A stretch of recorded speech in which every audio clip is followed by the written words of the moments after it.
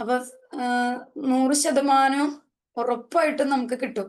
എല്ലാവരും ആ ഒരു ഉറപ്പോട് കൂടി തന്നെയാണ് ഇരിക്കണേന്ന് ഞാനും വിചാരിക്കണം. ആണോ? യെസ്. പറയ്. ഉറപ്പില്ലേ?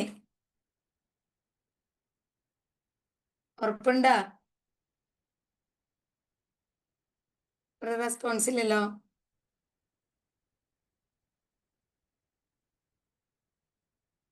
പറയുന്ന കേൾക്കണില്ലേ? കേൾക്കാം ടീച്ചർ, കേൾക്കാം. അപ്പൊ ഉറപ്പുണ്ടോ ജയിക്കുന്ന? ജയിക്കണം എന്നാണ് ഞങ്ങളുടെ ആഗ്രഹം. പിന്നെ എന്താ ഉറപ്പില്ലാണ്ടൊന്നുമില്ല. I am with you, don't worry at all.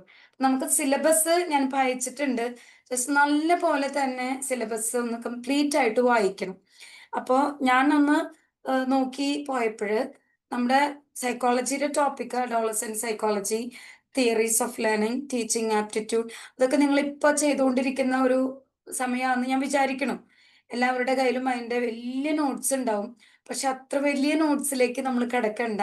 നമ്മൾ പ്രിപ്പയർ ചെയ്യുന്നത് കേട്ടറ്റിന്റെ എക്സാം ആണ്. അപ്പോൾ പെരിഫറൽ ആയിട്ട് മാത്രം മതി. അപ്പൊ അതിന്റെ ഒരു ജസ്റ്റ് ഒക്കെ ടീച്ചർ തരും കറക്റ്റ് ആയിട്ട് തന്നെ. പിന്നെ നമ്മുടെ ലാംഗ്വേജ് ആണ് അടുത്ത ഭാഗമായിട്ട് വരുന്നത്. സൈക്കോളജിയുടെ ഭാഗത്തിൽ നമുക്ക് വരുന്നത് 40 മാർക്കാണ്. അപ്പൊ അത് ഓരോന്നും ഡിവൈഡ് ചെയ്തിട്ടുണ്ട്.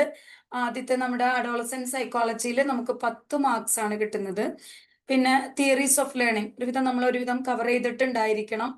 എല്ലാവർക്കും അത് നന്നായി തന്നെ കിട്ടുന്നു ഞാൻ വിചാരിക്കണം. അപ്പൊ അതിനൊരു 15 മാർക്കാണ് നമുക്ക് വരുന്നത്. പിന്നെ ടീച്ചിങ് ആപ്റ്റിറ്റ്യൂഡിനാണ് 15 മാർക്ക്. ഓക്കെ. അത് കഴിഞ്ഞിട്ട് നമ്മുടെ ലാംഗ്വേജ് ലേണിംഗിൽ വരുന്നത്, ലാംഗ്വേജിൽ നമ്മുടെ ഗ്രാമർ, വൊക്കാബുലറി, പാരഗ്രാഫ് കോംപ്രിഹെൻഷൻ, അങ്ങനെയുള്ളതിന് നമുക്ക് 30 മാർക്കാണ് കിട്ടുന്നത്. ഓക്കെ. പിന്നെ സബ്ജക്റ്റ് വൈസ് ആയിട്ട് നമുക്ക് വരുന്ന നമ്മുടെ ഭാഗത്തില് നമ്മുടെ ഇംഗ്ലീഷിന്റെ പെഡഗോളജിക്കൽ ആ ഒരു അണ്ടർസ്റ്റാൻഡിങ്ങിൽ വരുന്നത് 30 മാർക്ക്. പിന്നെ നമ്മുടെ സ്വന്തം ലിറ്ററേച്ചർ ഭാഗം അതിന് 50 മാർക്കാണ്. ഓക്കെ. ഇതിൽ നിന്ന് നല്ല സ്കോറോട് കൂടി നമുക്ക് ജയിക്കാൻ പറ്റണം. അതിനാണ് ഞാൻ നിങ്ങളെ സഹായിക്കാനായിട്ട് വരുന്നത്. അപ്പൊ ഇതില് ഒരുവിധം എല്ലാ ടോപ്പിക്കും തന്നെ ടീച്ചർ കവർ ചെയ്ത് പോകും. നിങ്ങൾ അതിനെക്കുറിച്ച് ഒരു ടെൻഷൻ വേണ്ട.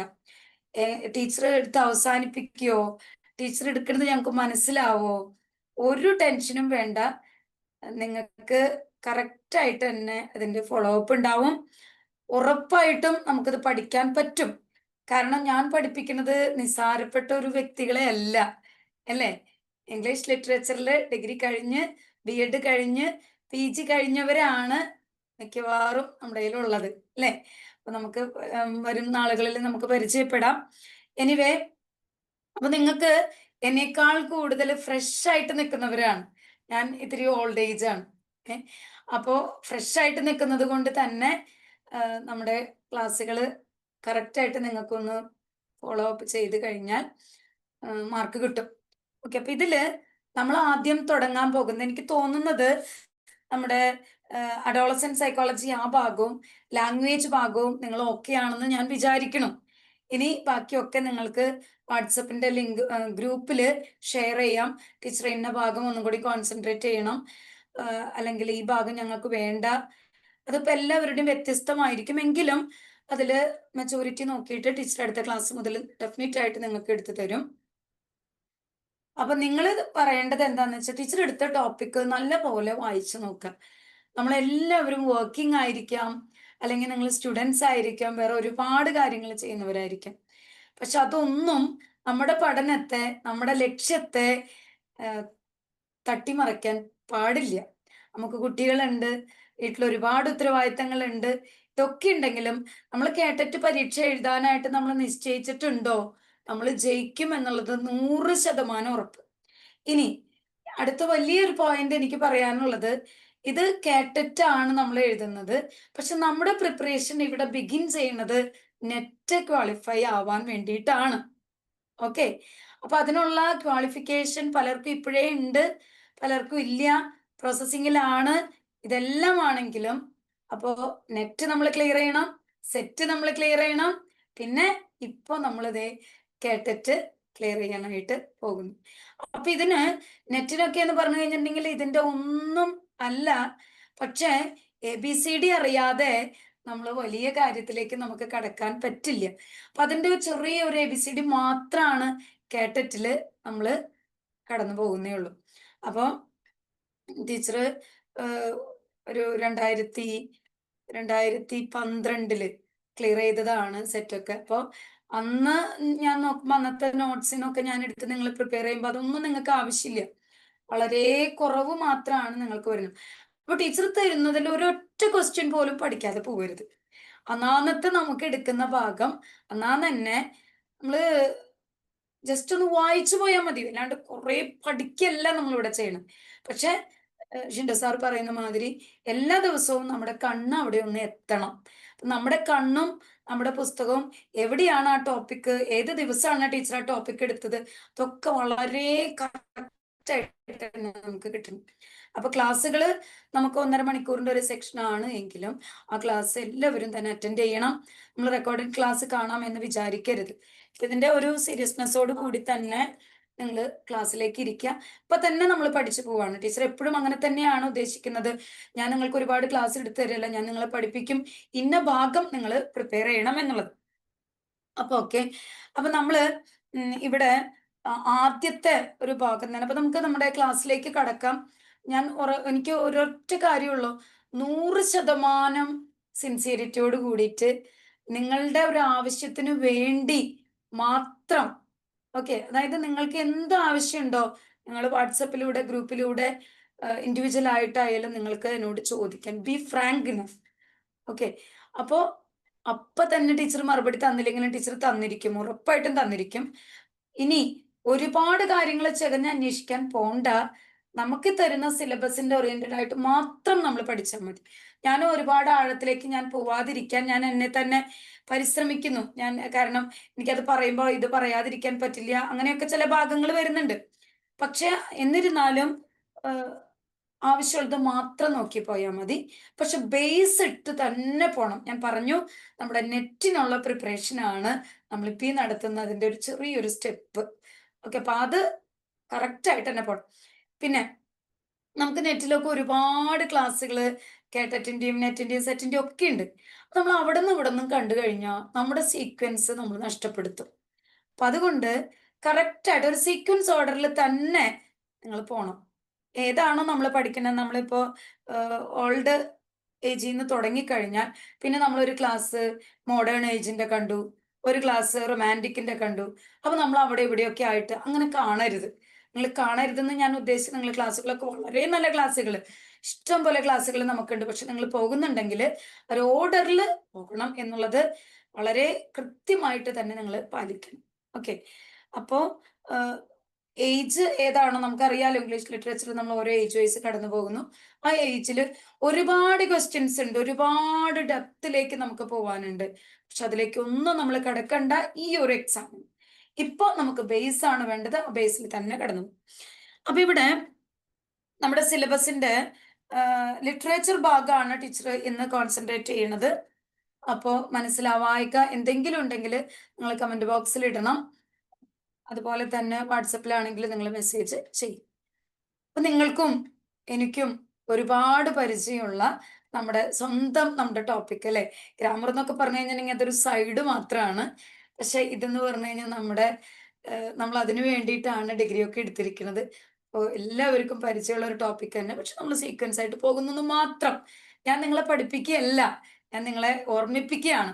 നമ്മൾ ചെയ്തു പോയ ഭാഗം ഒന്ന് ഒരു ഓർഡറിൽ പോവാൻ വേണ്ടിയിട്ട് ഒരു ഓർമ്മപ്പെടുത്തലും മാത്രമാണ് ടീച്ചർ തരുന്നത്. ഓക്കെ, ഡെപ്തിലേക്ക് ഒന്നും ഞാൻ പോകുന്നില്ല. ഡെപ്തിലേക്ക് പോകുന്നുണ്ടെങ്കിലാണ് ഞാൻ നിങ്ങളെ പഠിപ്പിക്കുകയാണെന്ന് എനിക്ക് പറയാൻ പറ്റുള്ളൂ. ഞാൻ ഡെപ്തിലേക്ക് പോകുന്നില്ല.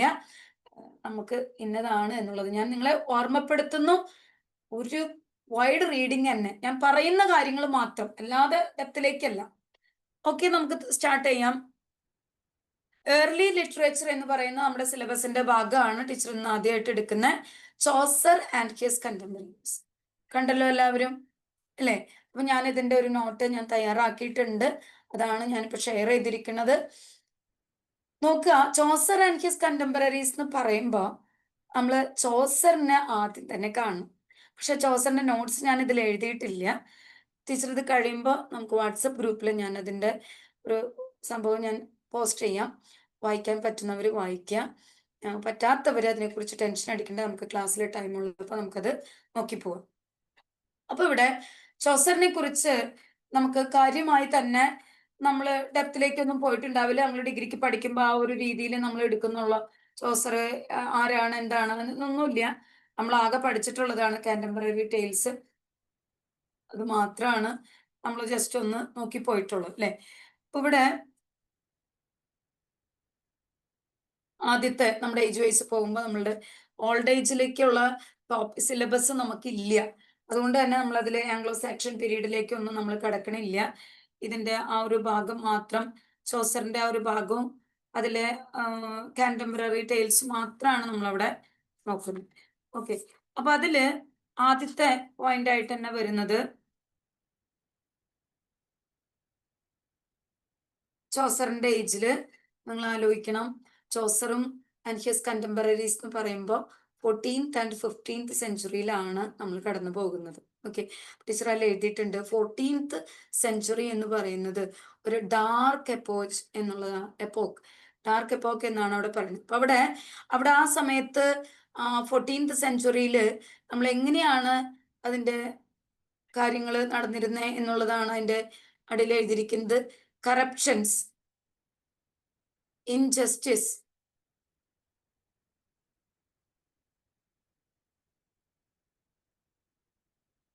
okay, corruptions, injustice and ignorance of the Middle Ages. Black death നടന്ന സമയമാണ് അത്. ടൈം പീരീഡ് എല്ലാവരും തന്നെ നോട്ട് ചെയ്യണം. പിന്നെ intellectual life was dead and dying not only in the universities but throughout the land.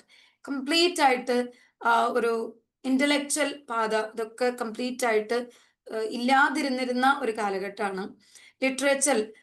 Literature ഓറലിൽ നിന്ന് റിട്ടണിലേക്ക് കടന്നു വന്നിരുന്ന ഒരു കാലഘട്ടം.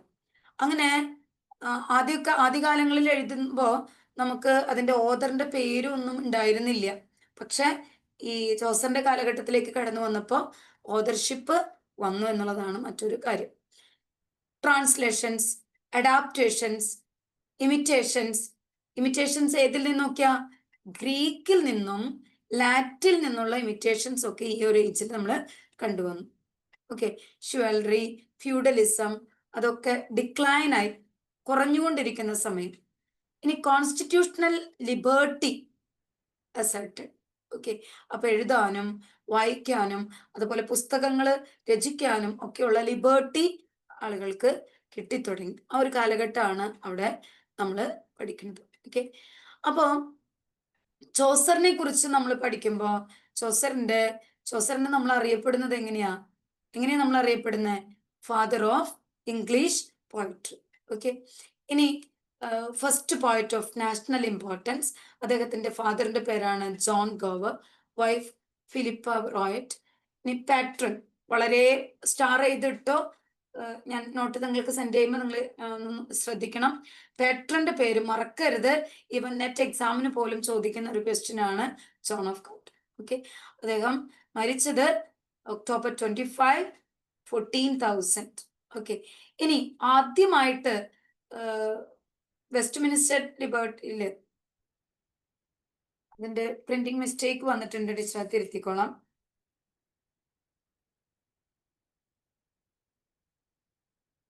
വെസ്റ്റ്മിനിസ്റ്റർ ആബേയിൽ ആദ്യമായിട്ട് ബറി ചെയ്തിട്ടുള്ള വ്യക്തിയാണ് നമ്മുടെ ചോസർ. ലിബർട്ടി അല്ല, ഇവിടെ ആബേ എന്നുള്ളതാണ് കേട്ടോ വരുന്നത്. വെസ്റ്റ്മിനിസ്റ്റർ ആബേ എന്നുള്ളതാണ് വരുന്നത്. ഓക്കെ, ഇനി അടുത്ത ഒരു ഭാഗം നമ്മൾ കോൺസെൻട്രേറ്റ് ചെയ്യേണ്ടത് പീരീഡ് ഓഫ് ചോസർ. ചോസറിന് 1340 മുതൽ 14,000 വരെ ഉള്ള ഒരു ഭാഗത്താണ് ചോസറിന്റെ കാര്യങ്ങളെല്ലാം വരുന്നത്. അപ്പൊ അദ്ദേഹത്തിന്റെ പീരീഡിനെ നമ്മൾ 3 തിരിച്ചിരിക്കുകയാണ്, 3 ഭാഗങ്ങളായിട്ട്. ഏർലി പീരീഡ്, ഫ്രഞ്ച് പീരീഡ് എന്നുള്ളതാണ് അവിടെ അറിയപ്പെടുന്നത്. പിന്നെ മിഡിൽ പീരീഡിൽ വരുന്ന ടീച്ചർ എഴുതിയിരിക്കുന്ന നോട്ട്സുകൾ നിങ്ങൾ വായിക്കണം. നമുക്കതൊന്നും ആവശ്യമില്ല. നമുക്ക് ആവശ്യമുള്ളത് ലാസ്റ്റ് പീരീഡിൽ, അതായത് ആ പീരീഡിനെയാണ് ഇംഗ്ലീഷ് പീരീഡ് എന്ന് അറിയപ്പെടുന്നത്. ആ പീരീഡിലാണ് ചോസർ കാന്റംബററി ടെയിൽസ് എഴുതിയിരിക്കുന്നത്. കാന്റംബററി ടെയിൽസിന്റെ നോട്ട്സ് ടീച്ചർ പ്രിപ്പയർ ചെയ്യാനായിട്ടിരുന്നപ്പോൾ അതൊരു ക്വസ്റ്റ്യൻ ഷുവർ എന്ന് പറഞ്ഞു കഴിഞ്ഞിട്ടുണ്ടെങ്കിൽ എങ്ങനെ നിങ്ങളോട് പറയുമെന്ന് എനിക്കറിയില്ല. അതിലൊരു മാർക്ക് നമുക്ക് ഉറപ്പായിട്ടും വരും. ആ ഒരു മാർക്കിന് വേണ്ടിയിട്ട് ഞാനിവിടെ പ്രിപ്പയർ ചെയ്ത് വെച്ചിരിക്കുന്നത് ഒരുപാട് കാര്യങ്ങളാണ്. നിങ്ങൾക്ക് ഞാനത് സെൻഡ് ചെയ്ത് തരാം. പക്ഷെ ഒരു മടിയും കൂടാതെ നിങ്ങളത് വായിക്കണം. ഞാൻ പറഞ്ഞു നമ്മുടെ ബേസ് ആണ്.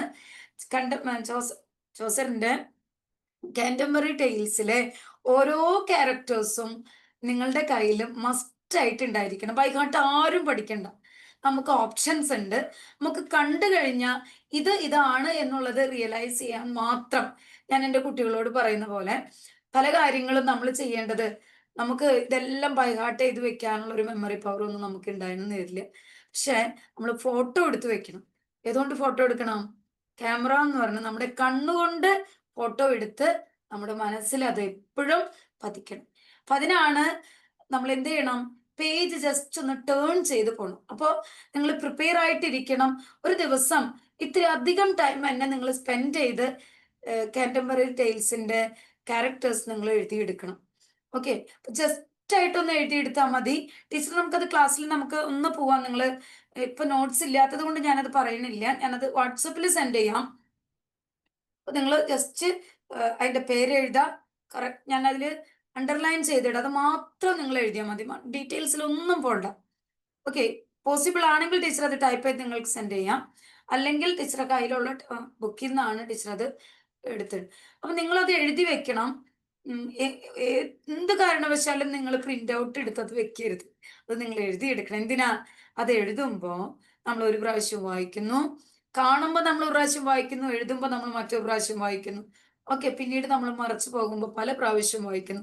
അപ്പൊ നമ്മൾ അത് പഠിച്ചു. ഓക്കെ, അപ്പൊ അങ്ങനെ അതിൽ വരുന്ന ഓരോ ക്യാരക്ടേഴ്സും ഓരോ ടെയില്, എത്ര ടെയിൽ ഉണ്ട് അതൊക്കെ ഞാൻ കറക്റ്റ് ആയിട്ട് ഞാൻ നിങ്ങൾക്ക് വാട്സപ്പ് ചെയ്തേക്കാം. അപ്പൊ അതില് 29 പിൽഗ്രിംസ് ആണ് അതിലുള്ളത്. ഞാൻ പറയാതെ തന്നെ എല്ലാവർക്കും അറിയാം. ഞാൻ പറഞ്ഞു, ഞാൻ പഠിപ്പിക്കുകയല്ല, ഞാൻ ജസ്റ്റ് നിങ്ങളെ ഒന്ന് ഗൈഡ് ചെയ്യാണ്, നിങ്ങളെ ഒന്ന് ഓർമ്മപ്പെടുത്തുകയാണ് നമ്മളെ പഠിച്ച കാര്യങ്ങളൊക്കെ. ടാബാഡ് ഇന്നില് 29 പിൽഗ്രിംസ് ആണ്. ഇനി ചോസറിനെയും കൂടി കൂട്ടിയിട്ട്, ചോസറിനെയും അതുപോലെ തന്നെ ഹാരി ബെയ്ലി ഹോസ്റ്റ് അദ്ദേഹത്തെയും കൂടി കൂട്ടിയിട്ട് 39 പിൽഗ്രിംസ് ആണ് അതില് മൊത്തത്തിൽ വരുന്നത്. എല്ലാവർക്കും അറിയാന്ന് വിചാരിക്കണം. ഇപ്പൊ ആരും എഴുതി സമയം കളയേണ്ട. ടീച്ചർ അതിന്റെ നോട്ട്സ് തരാം. ഇനി അതില് 24 സ്റ്റോറീസ് ആണ് അതിൽ വരുന്നത്. പിന്നെ അതിൽ വരുന്ന ഈ ക്യാരക്ടേഴ്സ് നമുക്ക് ഓൾമോസ്റ്റ് 29 പിൽഗ്രിംസിന്റെയും ക്യാരക്ടേഴ്സ് ഇല്ല നമുക്ക് പഠിക്കാൻ. പക്ഷെ അതിലൊരു ക്വസ്റ്റ്യൻ ഉറപ്പായിട്ടും ചോദിക്കും. ടീച്ചർ പ്രോമിസ് ആണ്, എന്തായാലും ചോദിക്കും. അതാണ് നമ്മുടെ ഈ ഭാഗത്തു നിന്ന് വരുന്ന ആകെ ഒരു ക്വസ്റ്റ്യൻ എന്നറിയാമെങ്കിലും ഞാൻ അതിന്റെ ഭാഗത്ത് നിന്ന് കണ്ടംപററീസ് നിങ്ങൾക്ക് എഴുതിയിട്ടുണ്ട്.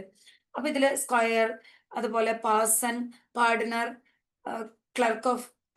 Clerk of Oxford, franklin, summoner, pardoner, friar, reeve, അങ്ങനെ കുക്ക്, മില്ലർ, അതെല്ലാം അതും നമ്മൾ നോക്കണം. ടീച്ചർ അണ്ടർലൈൻ ചെയ്യുന്ന ഭാഗങ്ങൾ മാത്രം, എനിക്കത് എടുത്തു തരേണ്ട കാര്യമില്ല, നിങ്ങൾ അതൊക്കെ പഠിച്ചവരാണ്. അപ്പൊ അതിൽ നിന്ന് ഒരു ക്വസ്റ്റ്യൻ നമുക്ക് ഉറപ്പായിട്ടും ചോദിക്കും. അപ്പൊ അത് പഠിക്കാം. So let's move to the next one. ചോസറിന്റെ കണ്ടംപററീസ് ആരൊക്കെയാണ്? അത് ടീച്ചർ എഴുതി തന്ന ഈ നോട്ട്സ് മാത്രം നിങ്ങൾ നോക്കിയാൽ മതി. അതിന്ന് വരില്ല എന്ന് എനിക്കറിയാം. പക്ഷെ എന്നാലും നമ്മൾ നോക്കാതെ പോകാനും പറ്റില്ല.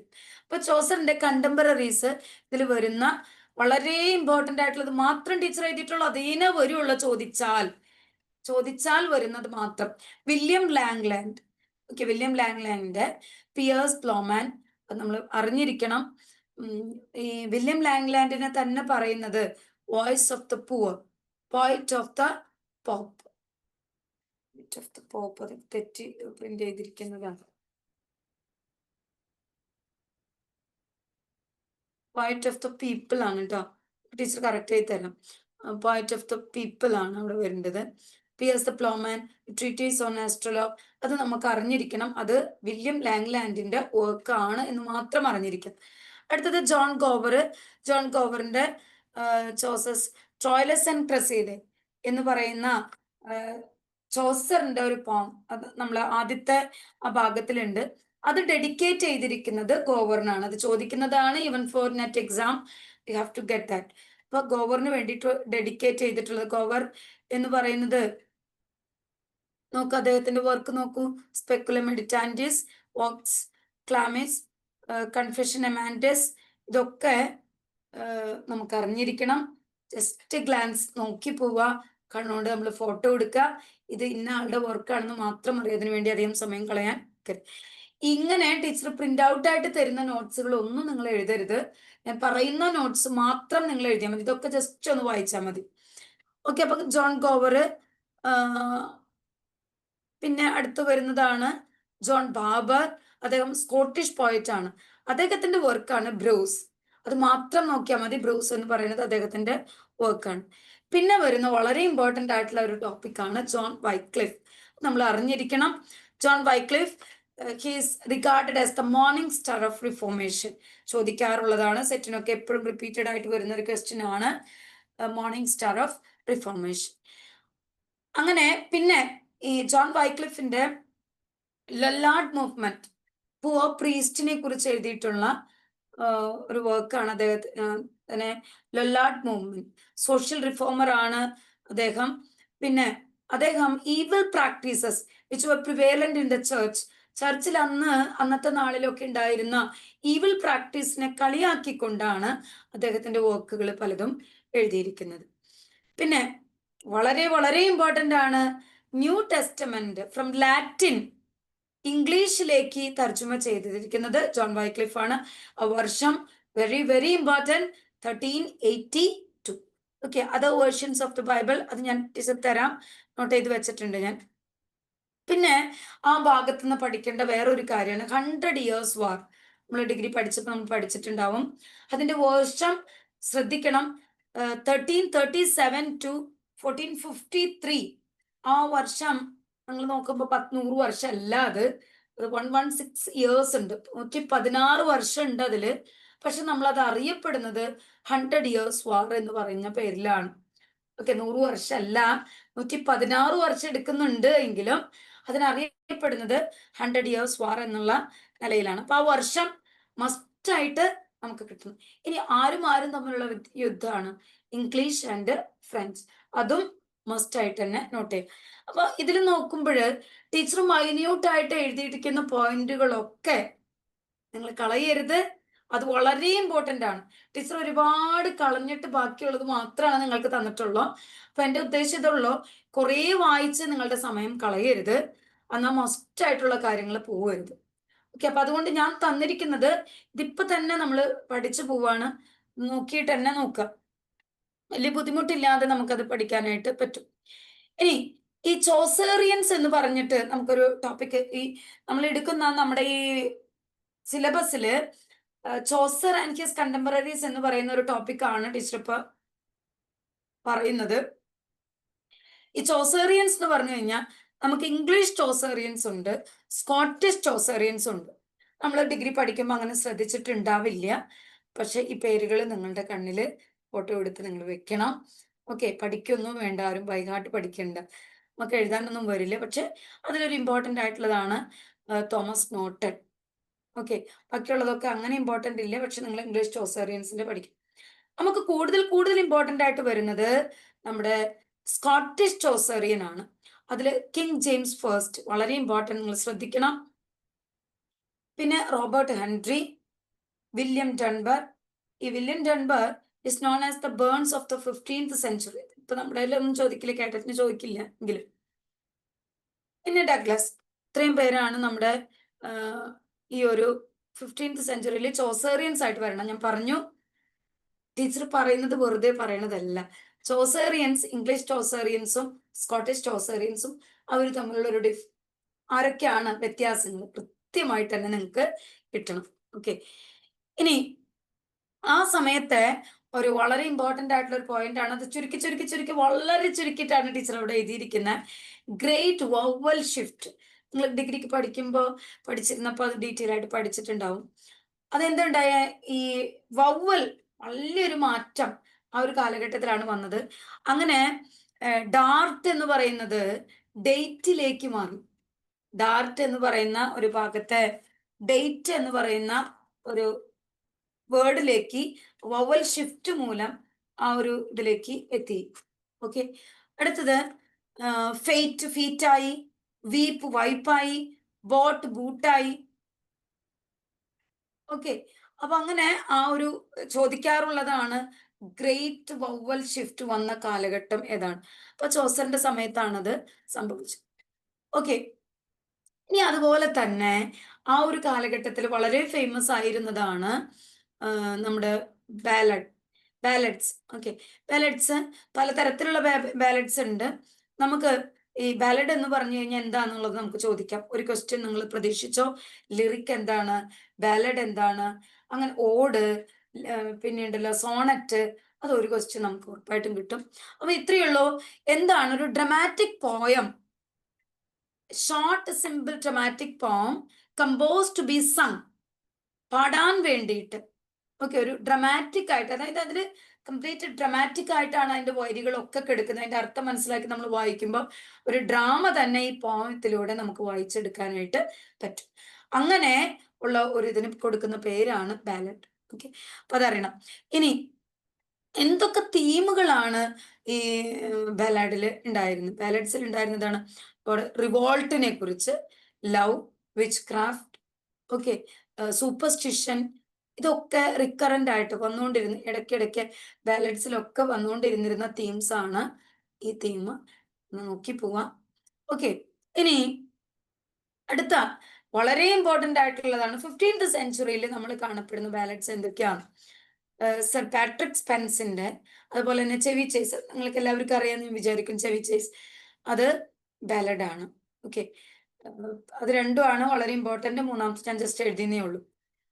പിന്നെ അതിൽ നമുക്ക് പഠിക്കുന്ന മറ്റൊരു വളരെ ഇമ്പോർട്ടന്റ് ആയിട്ടുള്ള ഒരു ഭാഗമാണ് തോമസ് മലോറി. അദ്ദേഹത്തിന്റെ ലെ മോട്ടർ ഡി ആർതർ. അത് ആരുടെ വർക്കാണെന്ന് ചോദിക്കാം.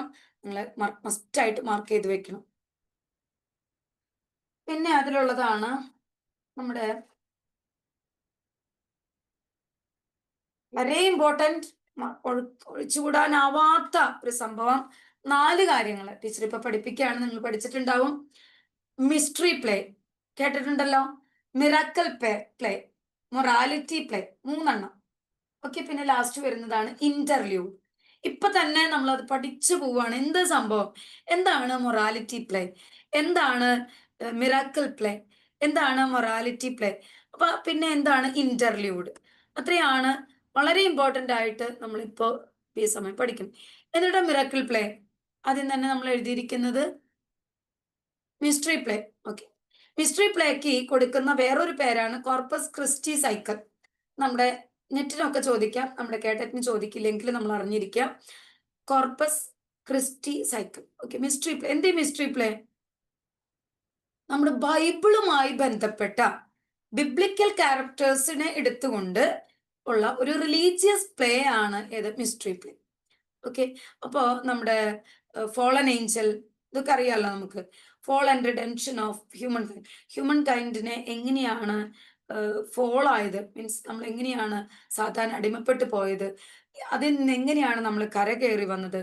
ഓക്കെ, ഓൾഡ് ടെസ്റ്റ്മെന്റ് ഇൻക്ലൂഡ് ചെയ്തിട്ടുണ്ട് അതിൽ.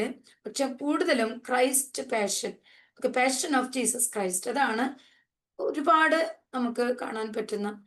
ഓഡിയബിൾ അല്ലേ? ഒന്ന് റെസ്പോണ്ട് ചെയ്തേ. ഓഡിയബിൾ ആണോ? ഹലോ,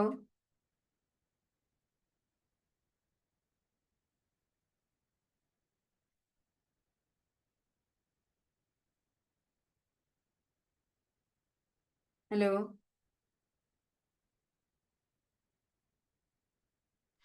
ടീച്ചറെ കേൾക്കാം. ഓക്കെ, മതി മതി മതി. ഓക്കെ, ഞാൻ ഈ കമ്പ്യൂട്ടറിനോട് സംസാരിക്കുന്ന പോലെ ആവരുത്. എനിക്ക് നിങ്ങളെ കണ്ടിട്ട് എടുക്കണതാണ് എനിക്ക് താല്പര്യം. എങ്കിലും നമ്മളൊക്കെ തിരക്കാണ്, അതുകൊണ്ട് നമ്മളിങ്ങനെ ചെയ്യണം. എനിക്ക് ഇഷ്ടമില്ല ഇങ്ങനെ എടുക്കുന്നത്. എനിക്ക് ആരോടോ സംസാരിക്കാൻ പറ്റാതെ നിങ്ങൾക്ക് എന്നോട് സംസാരിക്കാൻ പറ്റില്ല. Anyway, okay, let's come. Okay, അപ്പൊ മിസ്റ്ററി പ്ലേ അറിയുന്ന ബൈബിൾ തീമുകളെ എടുത്തിട്ട് നടത്തുന്ന ഒരു പ്ലേ ആണ് മിസ്റ്ററി പ്ലേ. ഇതുണ്ടല്ലോ, വളരെ ഇതൊക്കെയാണ് ടീച്ചർ ഞങ്ങളോട് പറയണേന്ന് വിചാരിക്കും.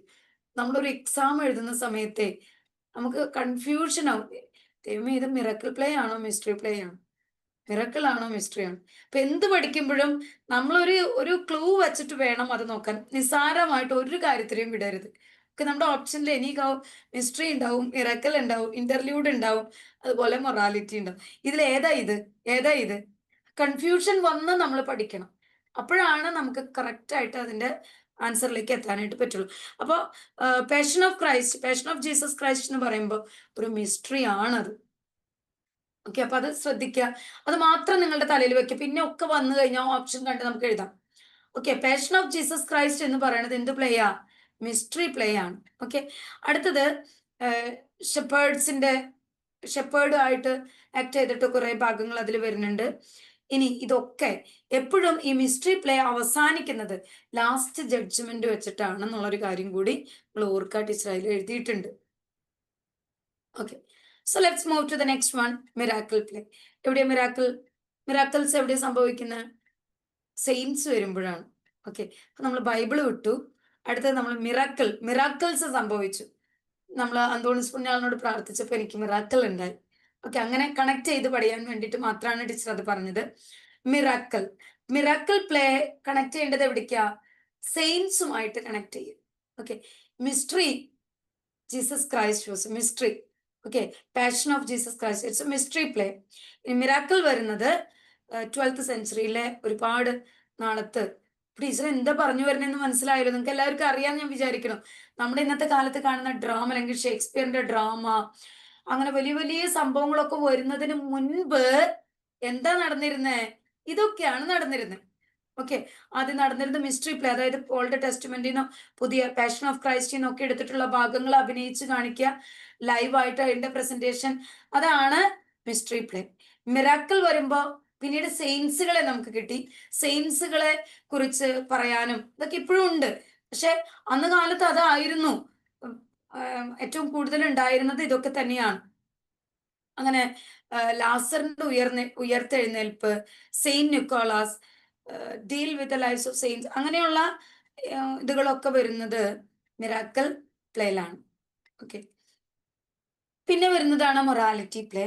മൊറാലിറ്റി പ്ലേ എന്ന് പറയുമ്പോൾ ഇറ്റ്സ് അലഗോറിക്കൽ.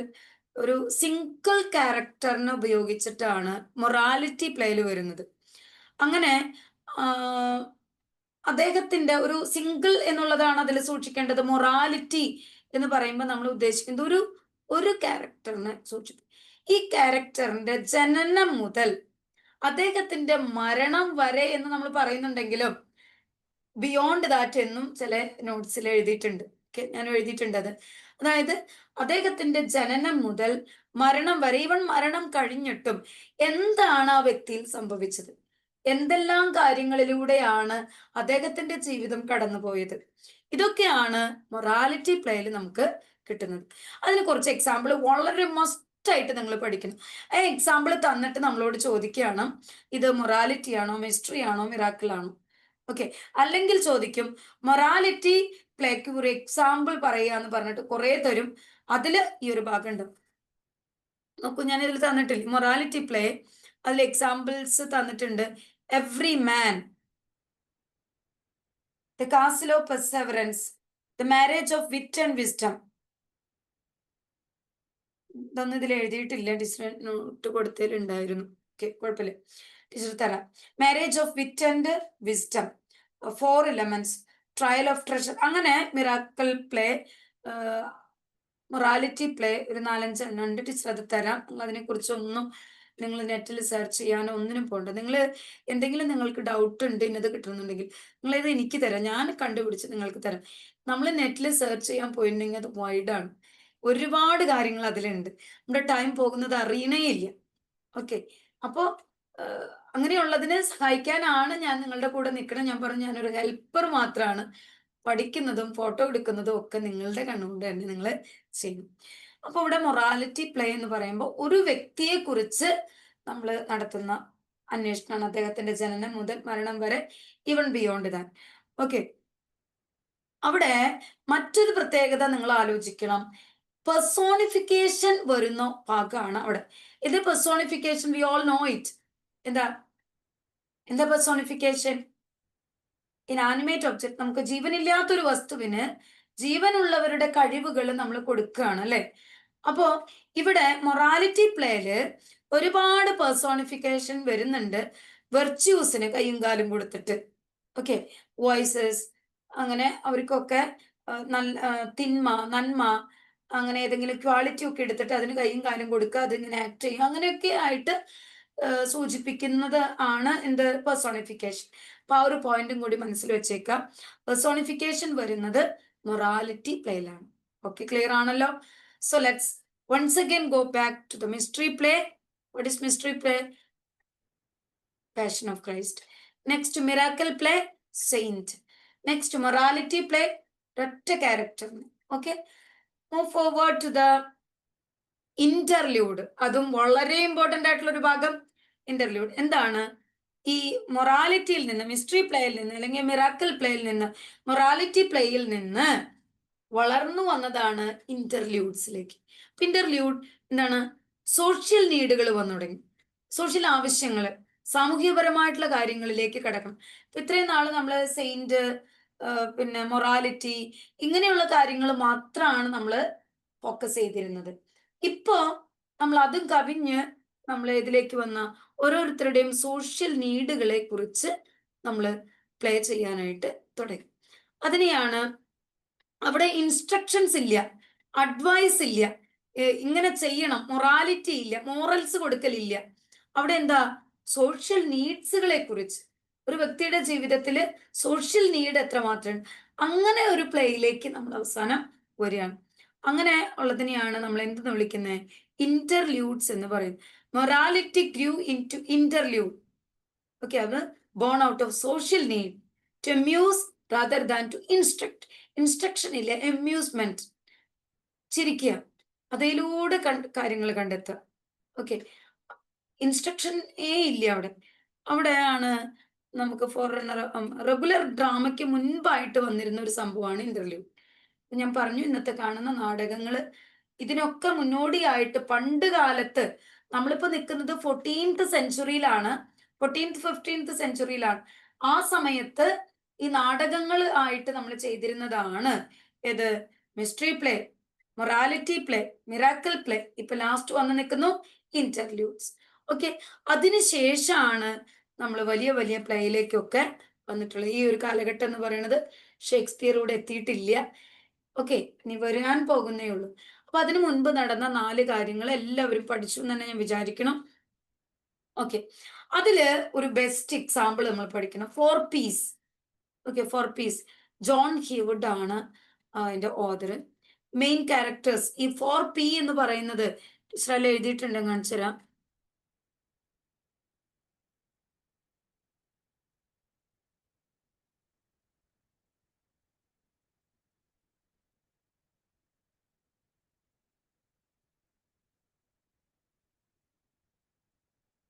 ആ, 4 പീസ് നോക്കൂ.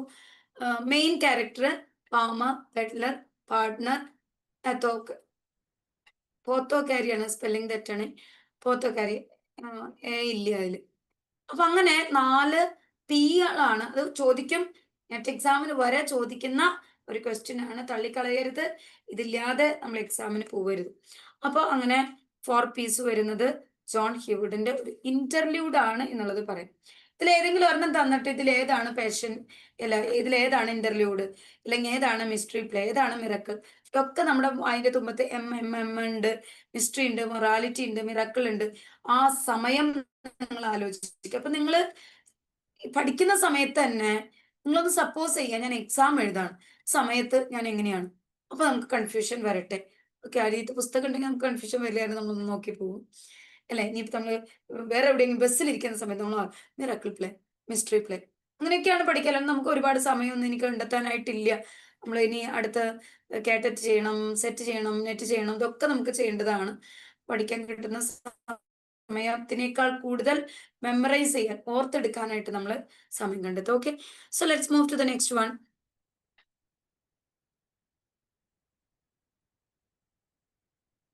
ഓക്കെ, ഇവിടെ അടുത്ത ഒരു കാലഘട്ടത്തിലേക്ക് നമ്മൾ ഇങ്ങനെ പോവാണ്.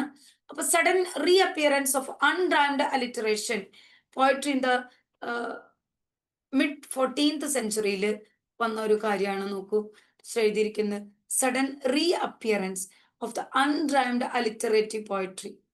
ഓക്കെ, അങ്ങനെ പിന്നെ വരുന്ന ഒരു പ്രധാനപ്പെട്ട പോയിന്റ് ആണ്, മാർക്ക് ചെയ്തിടണം. 1476 ജീവിതത്തിൽ മറക്കാൻ പറ്റാത്ത ഒരു വർഷമാണ് 1476 എന്ന് വെച്ചാൽ പ്രിന്റിംഗ് വില്യം ടെക്സ്റ്റിന്റെ പ്രിന്റിംഗ് നിലവിൽ വന്ന വർഷമാണ് 1476. എഴുതിയിട്ടുണ്ടല്ലോ. ഓക്കെ, അടുത്തത് സർ തോമസ് മോറിന്റെ യൂട്ടോപ്യ. മറക്കണ്ട, എല്ലാവർക്കും അറിയായിരിക്കും, ഞാൻ ഒന്ന് നിങ്ങളെ റിമൈൻഡ് ചെയ്യുന്നേ ഉള്ളൂ. യൂട്ടോപ്യ 1516 വർഷം മറക്കണ്ട. ഇനി അതുപോലെ തന്നെ മറക്കണ്ടാത്ത വേറൊരു കാര്യമാണ്, ഇതിന്റെ അദ്ദേഹം ലാറ്റിനിൽ എഴുതിയിരുന്നതിന്റെ ഒരു ഇംഗ്ലീഷ് ട്രാൻസ്ലേഷൻ വന്ന വർഷമാണ് 1551. That's done by Ralph Robinson. Okay, മറക്കാതെ സൂക്ഷിക്കേണ്ട ഒരു 2 വർഷങ്ങളാണ്, അത് രണ്ടും മറക്കണ്ട. 1516 നമ്മളിപ്പോ തന്നെ പഠിച്ചു, 15, 16. ഓക്കെ, ഇനി അത് തന്നെ ഒരു കണ്ണ് ഫോട്ടോ എടുത്താൽ നമുക്ക് കിട്ടും 15, അത് തിരിച്ചിട്ടു 5-1. അതാണ് നമ്മുടെ ഇംഗ്ലീഷ് ട്രാൻസ്ലേഷന്റെ വർഷം. ഞാൻ വെറുതെ പറയുന്നതല്ല, പ്രീവിയസ് ക്വസ്റ്റ്യൻ പേപ്പർ സെറ്റിന്റെ നെറ്റിന്റെ ഒക്കെ നോക്കുമ്പോൾ നമുക്കറിയാം ഇതൊക്കെ ഒരുപാട് ചോദിച്ചിട്ടുള്ള, അതിൽ ഏറ്റവും സിമ്പിൾ ആയിട്ടുള്ള ഒരു ക്വസ്റ്റ്യൻ ആണ് മാത്രം ഇത്. മറ്റേതൊക്കെ കടുകട്ടിയാവുമ്പോൾ അതിലൊരു സിമ്പിൾ ക്വസ്റ്റ്യൻ ആണ് ഞാൻ ഈ പറയുന്ന. ഇതൊന്നും നമ്മൾ പാഴാക്കി കളയരുത്. അപ്പൊ ആ ഒരു വർഷം തോമസ് മോറിന്റെ യൂട്ടോപ്യ എഴുതിയ വർഷം 1516. അദ്ദേഹത്തിന്റെ അതിന്റെ ഇംഗ്ലീഷ് ട്രാൻസ്ലേഷൻ വന്നത് 1551. ഓക്കെ, പിന്നെ നമ്മൾ പഠിക്കേണ്ട മറ്റൊരു വ്യക്തിയാണ് സർ തോമസ് വ്യാട്ട്. ഈ സർ തോമസ് വ്യാട്ടും സറേ കൂടിയിട്ട് ഇംഗ്ലീഷ് റിനൈസൻസ് പോയട്രി, രണ്ടുപേരും കൂടിയിട്ടാണ്, 2 ചേട്ടന്മാരും കൂടിയിട്ടാണ് ഇംഗ്ലീഷ് പോയട്രി ആദ്യമായിട്ട് റിനൈസൻസ് പോയട്രി രൂപീകരിച്ചത്. ഓക്കെ, സർ തോമസ് വ്യാട്ടും അതുപോലെ തന്നെ സറേ. അതുപോലെ അതിൽ ഞാൻ എഴുതിയിട്ടുണ്ട്, Wyatt translated and imitated Petrarch sonnets in English. അതും ചോദിക്കാം. പെട്രാക്കിന്റെ സോണറ്റ്സ് ഇംഗ്ലീഷിലേക്ക് ട്രാൻസ്ലേറ്റ് ചെയ്ത വ്യക്തിയാണ് വ്യാട്ട്.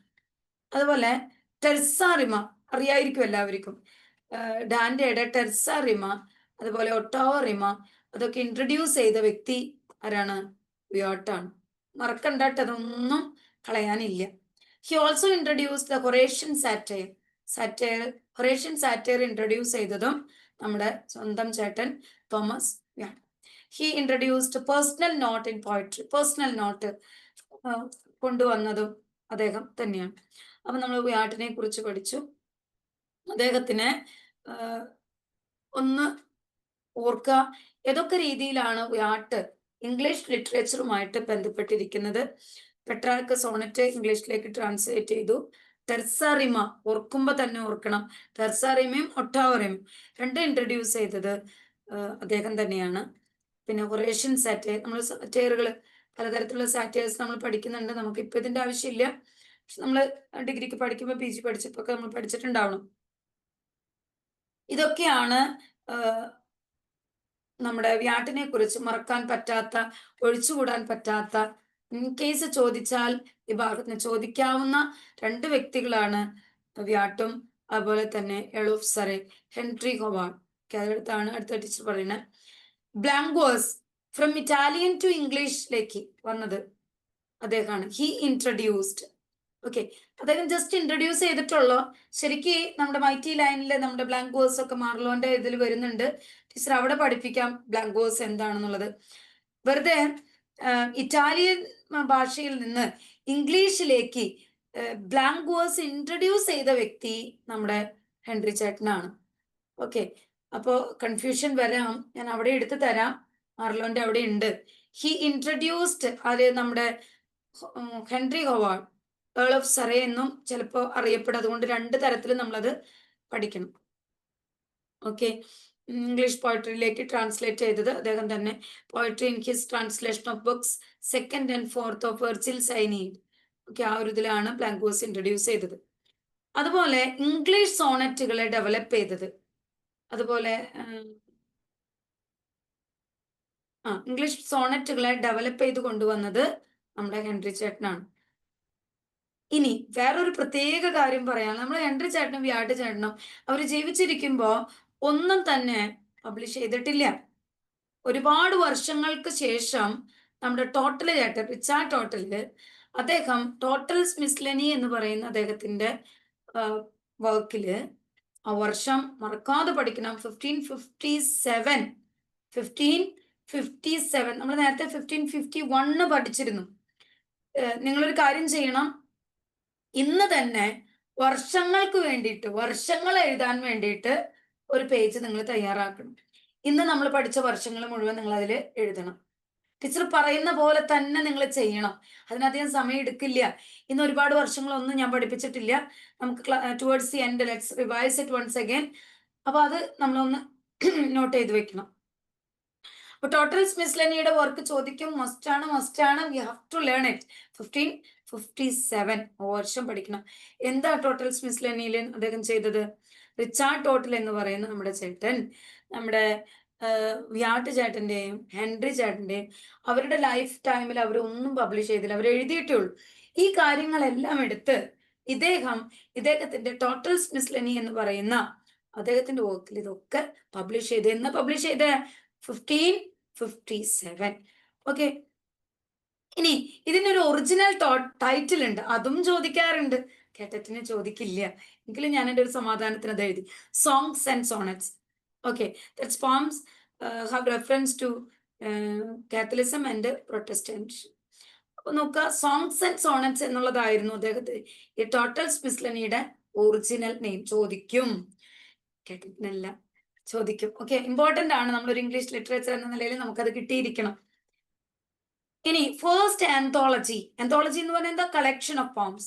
ഈ anthology to be published in English. ഇംഗ്ലീഷില് ആദ്യത്തെ ഈ ആന്തോളജി കളക്ഷൻസ് പബ്ലിഷ് ചെയ്ത ചേട്ടനാണ് നമ്മുടെ ടോട്ടൽസ് മിസ്ലനി എന്ന് പറയുന്ന അദ്ദേഹത്തിന്റെ ഇതില് 1557 അദ്ദേഹം പബ്ലിഷ് ചെയ്തു. അപ്പൊ ഒരുപാട് കാര്യങ്ങൾ ടീച്ചർ ഇതിൽ പറഞ്ഞു.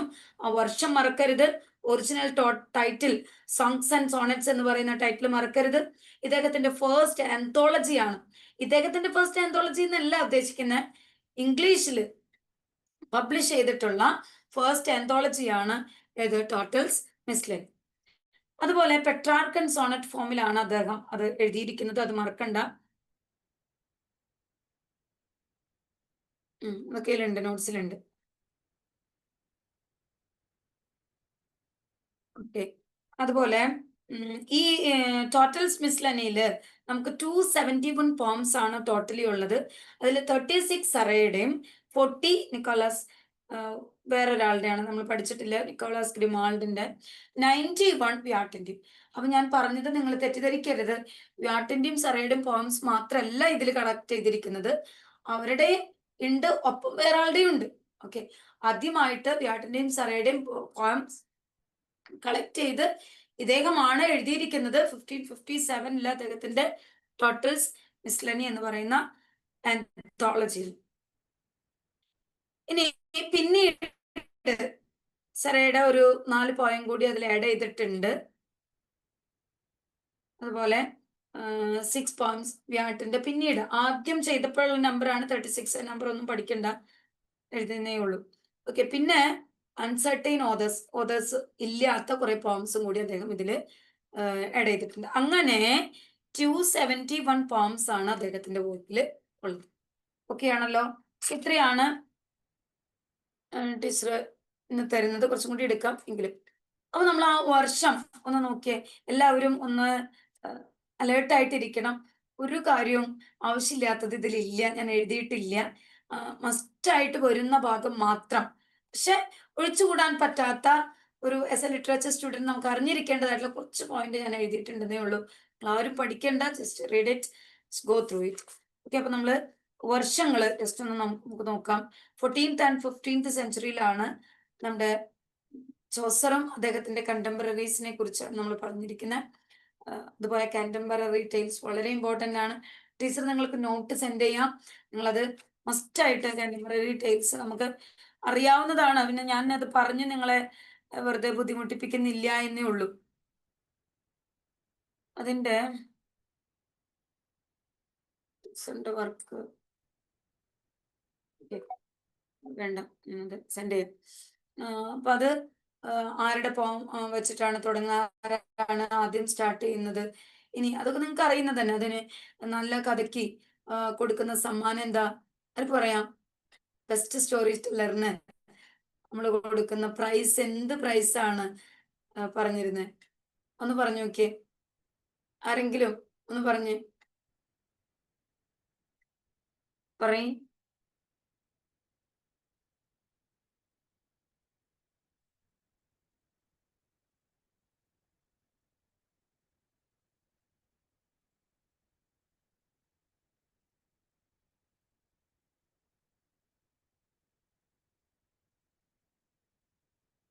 പറയുന്നില്ലേ?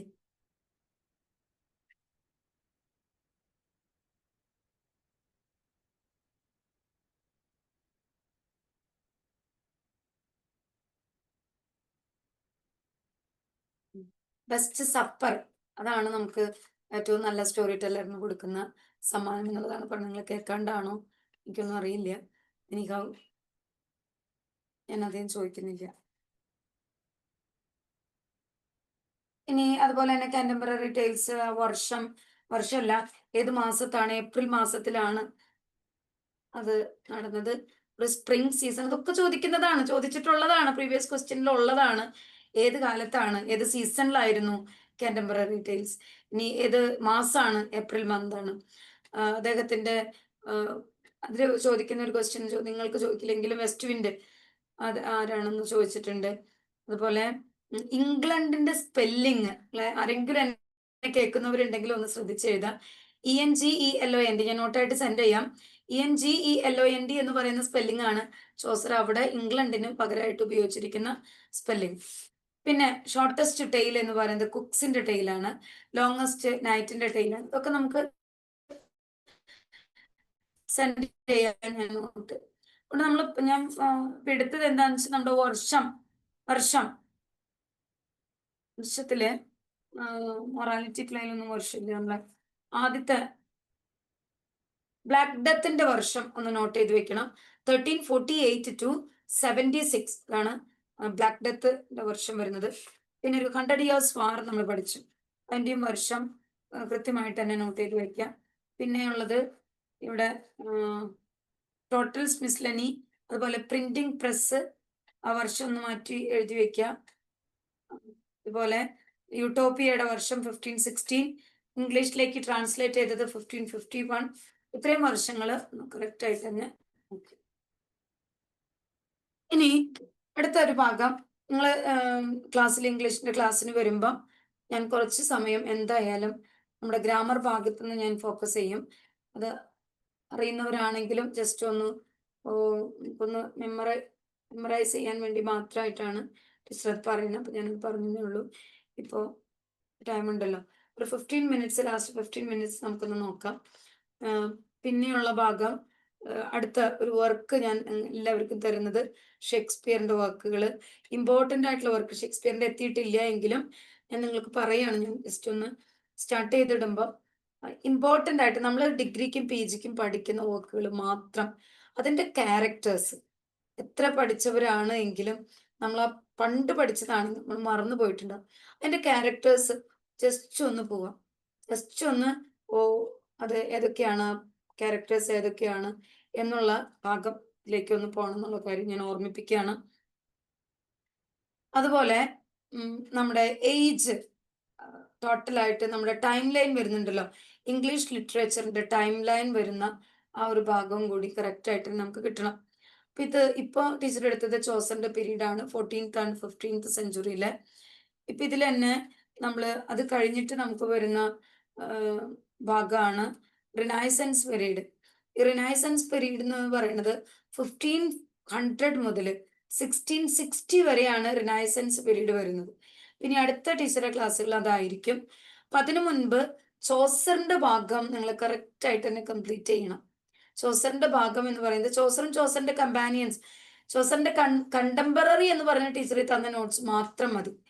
ഈ പ്രിന്റിൽ കുറച്ച് മിസ്റ്റേക്സ് ഉണ്ട്, ടീച്ചർ കറക്റ്റ് ചെയ്തിട്ട് ടീച്ചർ ഗ്രൂപ്പിൽ ഇട്ടേക്കും. അതല്ലാതെ അതിലപ്പുറം നിങ്ങൾ ഒന്നും പഠിക്കാൻ പോകണ്ട. ഓക്കെ, അതന്നെ വരുള്ളൂ. പക്ഷെ ഞാൻ ഇതിൽ തരാത്തത് ചോസറിന്റെ വർക്കാണ് കണ്ടംപററി ടെയിൽസ്. അത് ടീച്ചർ ഫോട്ടോ എടുത്ത് നമ്മുടെ ഗ്രൂപ്പിൽ ഇട്ടേക്കാം. അപ്പം ഞാൻ അതിൽ അണ്ടർലൈൻ ചെയ്ത ഭാഗം മാത്രം എടുത്ത് നിങ്ങൾ നോട്ടായിട്ട് തന്നെ എഴുതിയെടുക്കണം. അപ്പോഴാണ് നല്ലപോലെ നമുക്കത് മെമ്മറൈസ് ചെയ്യാനായിട്ട് പറ്റുള്ളൂ. ഇവിടെ അടുത്ത ഭാഗം വരുന്നത് ഞാൻ പറഞ്ഞത് റിനൈസൻസ് പീരീഡാണ്. റിനൈസൻസ് പീരീഡിൽ 4 ഭാഗങ്ങളായിട്ട് നമ്മൾ അതിനെ തിരിച്ചിട്ടുണ്ട്. 4 ഭാഗങ്ങൾ എന്ന് പറയുമ്പം അതിൽ ആദ്യം വരുന്നത് റിനൈസൻസ് പീരീഡിനെ തന്നെ നമ്മൾ എലിസബത്തൻ ഏജ് എന്ന് പറയും. എലിസബത്തൻ ഏജിൽ നമ്മുടെ ഈ ടോപ്പിക് നോക്കി മാത്രം നമ്മൾ പഠിച്ചാൽ മതി. ഈ ടോപ്പിക്കിൽ നമുക്ക് പഠിക്കാനുള്ള ഭാഗമാണ് എലിസബത്തൻ ഏജ്, എലിസബത്തൻ പ്രോസ്. റിനൈസൻസ് എന്ന് പറഞ്ഞിട്ട് എലിസബത്തൻ പ്രോസ് കൊടുത്തിട്ടുണ്ട്. അവിടെ ഡ്രാമ പ്രീവിയസ് ടു ഷേക്സ്പിയർ. അപ്പൊ അതും കൂടി നോട്ട്സ് ടീച്ചർ സെൻഡ് ചെയ്യാം. ഈ പ്രീവിയസ് ടു ഷേക്സ്പിയർ എന്ന് പറയുന്ന ഭാഗത്തിന് നമുക്കൊരു ക്വസ്റ്റ്യൻ എന്തായാലും നമുക്ക് ചോദിക്കാം. അതില് മെജോറിറ്റി ആയിട്ടും ചോദിക്കുന്നത് യൂണിവേഴ്സിറ്റി വിറ്റ്സ് എന്ന് പറയുന്ന ആ ഭാഗത്തു നിന്നായിരിക്കണം. അപ്പൊ അത് നമുക്കൊന്ന് കോൺസെൻട്രേറ്റ് ചെയ്യാം. ശ്രദ്ധിച്ച് അത് ഒരു 2-3 പ്രാവശ്യം വായിച്ചു കഴിഞ്ഞാൽ കിട്ടും. അപ്പൊ ഇതിൽ ടീച്ചർ എന്താ പറഞ്ഞേ, റിനൈസൻസ് ഭാഗമാണ് നമ്മൾ ഇനി കോൺസെൻട്രേറ്റ് ചെയ്യുന്നത്. റിനൈസൻസ് ഭാഗത്ത് നമുക്കുണ്ട്, പഠിക്കാനുണ്ട്, ടോപ്പിക് ഉണ്ട്. ഞാൻ പറഞ്ഞല്ലോ, ഈ ടോപ്പിക് തന്നെ നിങ്ങൾ ഒരു 2-3 പ്രാവശ്യമെങ്കിലും വായിച്ചിരിക്കണം. മസ്റ്റ് ആയിട്ട് നമ്മുടെ സിലബസ് വായിക്കാത്ത ഒരു കുട്ടിക്ക് നമുക്ക് പാസ്സാവാൻ പറ്റില്ല. ഓക്കെ, അപ്പൊ സിലബസ് ഒരു തറോ ആവുന്ന വരെ എല്ലാ ദിവസവും ഒരു പ്രാവശ്യമെങ്കിലും ജസ്റ്റ് ഒന്ന് കണ്ണോടിച്ച് പോവാം. ഏതൊക്കെ ഏജ് ആണ് നമുക്കുള്ളത്, അപ്പൊ നമുക്ക് കണക്ട് ചെയ്ത് പഠിക്കാനായിട്ട് ഏറ്റവും എളുപ്പമുള്ള ഒരു ഭാഗമാണ് അത്. അതുകൊണ്ടാണ് ടീച്ചർ അങ്ങനെ പറയുന്നത്. അപ്പൊ അതില് റിനൈസൻസ് ഭാഗത്തില് എലിസബത്തൻ ഏജ് എന്ന് പറയുന്നത്, അപ്പൊ അവിടെ നമ്മുടെ സിലബസിൽ തന്നിരിക്കുന്നത് പ്രീവിയസ് ടു ഷേക്സ്പിയർ എന്ന് പറയുന്നത്, ഡ്രാമ പ്രീവിയസ് ടു ഷേക്സ്പിയർ. അതുകൊണ്ട് തന്നെ ആ ഒരു ഭാഗത്ത് വരുന്ന ഒരു ഭാഗമാണ് യൂണിവേഴ്സിറ്റി വിറ്റ്സ്. ഓക്കെ, യൂണിവേഴ്സിറ്റി വിറ്റ്സില് അല്ലെങ്കിൽ പ്രീ ഷേക്സ്പിയറിയൻ ഡ്രാമാറ്റിസ്റ്റ് എന്നതിനെ പറയും. യൂണിവേഴ്സിറ്റി വിറ്റ്സ് അതിൽ ആരൊക്കെയാ യൂണിവേഴ്സിറ്റി വിറ്റ് വരുന്ന? നാളെ തന്നെ ടീച്ചർ അതിന്റെ നോട്ട്സ് തന്നേക്കാം. അപ്പൊ നിങ്ങൾ അത് കറക്റ്റ് ആയിട്ട് നോക്കുക. നമ്മൾ പഠിച്ചിട്ടുള്ളതാണ്, നമുക്ക് റിവൈസ് ചെയ്യാം. ജോൺ ലില്ലി, ജോർജ് പീൽ, ഓർക്കുന്നുണ്ടല്ലോ? ഒരു 7 പേരാണ് യൂണിവേഴ്സിറ്റി വിറ്റ്സ്. എന്നിട്ട് ഈ യൂണിവേഴ്സിറ്റി വിറ്റ്സ് എന്ന് പറയുമ്പം ഇവിടെ നമ്മുടെ ഓക്സ്ഫോർഡ് യൂണിവേഴ്സിറ്റിയിലും കാംബ്രിഡ്ജ് യൂണിവേഴ്സിറ്റിയിലും പഠിച്ച സ്കോളേഴ്സിനെയാണ് നമ്മൾ യൂണിവേഴ്സിറ്റി വിറ്റ്സ് എന്ന് പറയുന്ന ആ വിഭാഗത്തിൽ ഇട്ടിരിക്കുന്നത്. പക്ഷെ അതിൽ ഒരാൾ മാത്രം ഓട് വണ്ണായിട്ട് നിൽക്കുന്നുണ്ട്. അദ്ദേഹം ഓക്സ്ഫോർഡ് യൂണിവേഴ്സിറ്റിയിലും പോയിട്ടില്ല, കാംബ്രിഡ്ജ് യൂണിവേഴ്സിറ്റിയിലും പോയിട്ടില്ല. പക്ഷെ ഇദ്ദേഹത്തിന് മറ്റ് 6 പേരുടെയും രീതികള് അദ്ദേഹം കോപ്പി ചെയ്തു. അദ്ദേഹം എഴുതുന്ന വർക്കിലൊക്കെ ഈ 6 പേരുടെ വർക്കിന്റെ ഒരു രീതി തന്നെ വന്നു. അങ്ങനെ ഈ 7ാമത്തെ ആള്, അദ്ദേഹത്തിന്റെ പേരാണ് തോമസ് കിഡ്. അറിയുന്നതല്ലേ? തോമസ് കിഡ് ചേട്ടനും ഏതിൽ വന്നു? യൂണിവേഴ്സിറ്റി വിറ്റ് എന്ന് പറയുന്ന ടോപ്പിക്കിലേക്ക് വന്നു. Okay, clear? അപ്പൊ ഞാനിവിടെ എന്താ പറയുന്നത്, ഷേക്സ്പിയറിന് മുന്നോടിയായിട്ട് നമ്മുടെ സിലബസിലുണ്ട് ഡ്രാമ പ്രീവിയസ് ടു ഷേക്സ്പിയർ. അപ്പൊ ഡ്രാമ പ്രീവിയസ് ടു ഷേക്സ്പിയർ എന്ന് പറയുമ്പോ ഷേക്സ്പിയറിന്റെ മുന്നിലുള്ള ഒരു കാലഘട്ടത്തിൽ വന്ന ആൾക്കാരാണ് ഏതിൽ വരുന്നത്? University wits. ഓക്കെ, അപ്പൊ യൂണിവേഴ്സിറ്റി വിറ്റ് എന്ന് അവർ എന്തുകൊണ്ട് അങ്ങനെ വിളിക്കും? Because the association with the universities, 2 യൂണിവേഴ്സിറ്റിയുമായിട്ടുള്ള അവരുടെ ഗാഢബന്ധം, അതാണ് അവർക്ക് ഇങ്ങനെ ഒരു പേര് വരാനായിട്ടുള്ള ഒരു കാര്യം. ഏതാ യൂണിവേഴ്സിറ്റി? ഓക്സ്ഫോർഡും കാംബ്രിഡ്ജും. അതില് തോമസ് കിഡ് എന്ന് പറയുന്ന ആ വ്യക്തി മാത്രം 2 യൂണിവേഴ്സിറ്റിയിലും പോയിട്ടില്ലാത്ത ഒരു വ്യക്തി. ഇനി ഇതിനെ യൂണിവേഴ്സിറ്റിയിൽ ഇതിൽ ഓരോരുത്തരെയും കുറിച്ച് നമ്മൾ പഠിക്കണം. അതാണ് നമ്മുടെ സിലബസിൽ ഉദ്ദേശിച്ചിരിക്കുന്ന ഏത് പ്രീവിയസ് ടു ഷേക്സ്പിയർ എന്ന് പറയുന്ന ഭാഗത്തിലേക്ക് എടുക്കുന്നത്. ശ്രദ്ധിച്ചിരിക്കുക. നിങ്ങൾ ഇത് മസ്റ്റായിട്ട് ഇതേ രീതിയിൽ എന്നെ ഫോളോ ചെയ്താൽ മതി. വേറെ ഡെപ്തിലേക്ക് ഒന്നും പോണ്ട. ഞാൻ നിങ്ങൾക്ക് ഉറപ്പ് തരാണ്, നമ്മുടെ സിലബസിനനുസരിച്ച് ഞാൻ നിങ്ങളെ പഠിപ്പിക്കും. നമ്മൾ ജയിച്ചിരിക്കും. ടീച്ചറുടെ ക്ലാസ്സിൽ കയറിയിട്ടുണ്ടോ, ഞാൻ നിങ്ങളെ പഠിപ്പിക്കുന്നുണ്ടോ? ഞാൻ പഠിപ്പിക്കുന്ന ആരും തോൽക്കാൻ ഞാൻ ഇഷ്ടപ്പെടുന്നില്ല. അത് നിങ്ങൾ നല്ല വേറെ ഏത് സംഭവമാണ്.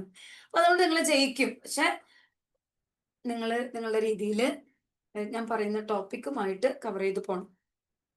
അപ്പൊ അതില് ടീച്ചർ ഇതില് പ്രിന്റ് ഔട്ട് കാണിക്കുന്നില്ല, നോട്ട്സ് ഷെയർ ചെയ്യുന്നില്ല. ടീച്ചർ നോട്ട്സിൽ എഴുതിയിട്ടുള്ളത് നിങ്ങൾക്ക് പ്രിന്റ് ഔട്ട് എടുത്ത് കിട്ടും. ജോൺ ലില്ലി അറിയുന്ന ആളാണല്ലോ. കേട്ടിട്ടുണ്ട്, ഒരുപാട് കേട്ടിട്ടുണ്ട്. അതില് എൻറ്റീമിയൻ അദ്ദേഹത്തിന്റെ ഒരു work the man in the moon ഞങ്ങൾ നോട്ട്സ് അയക്കുമ്പോൾ നിങ്ങൾക്കൊന്ന് നോക്കിയാൽ കിട്ടും.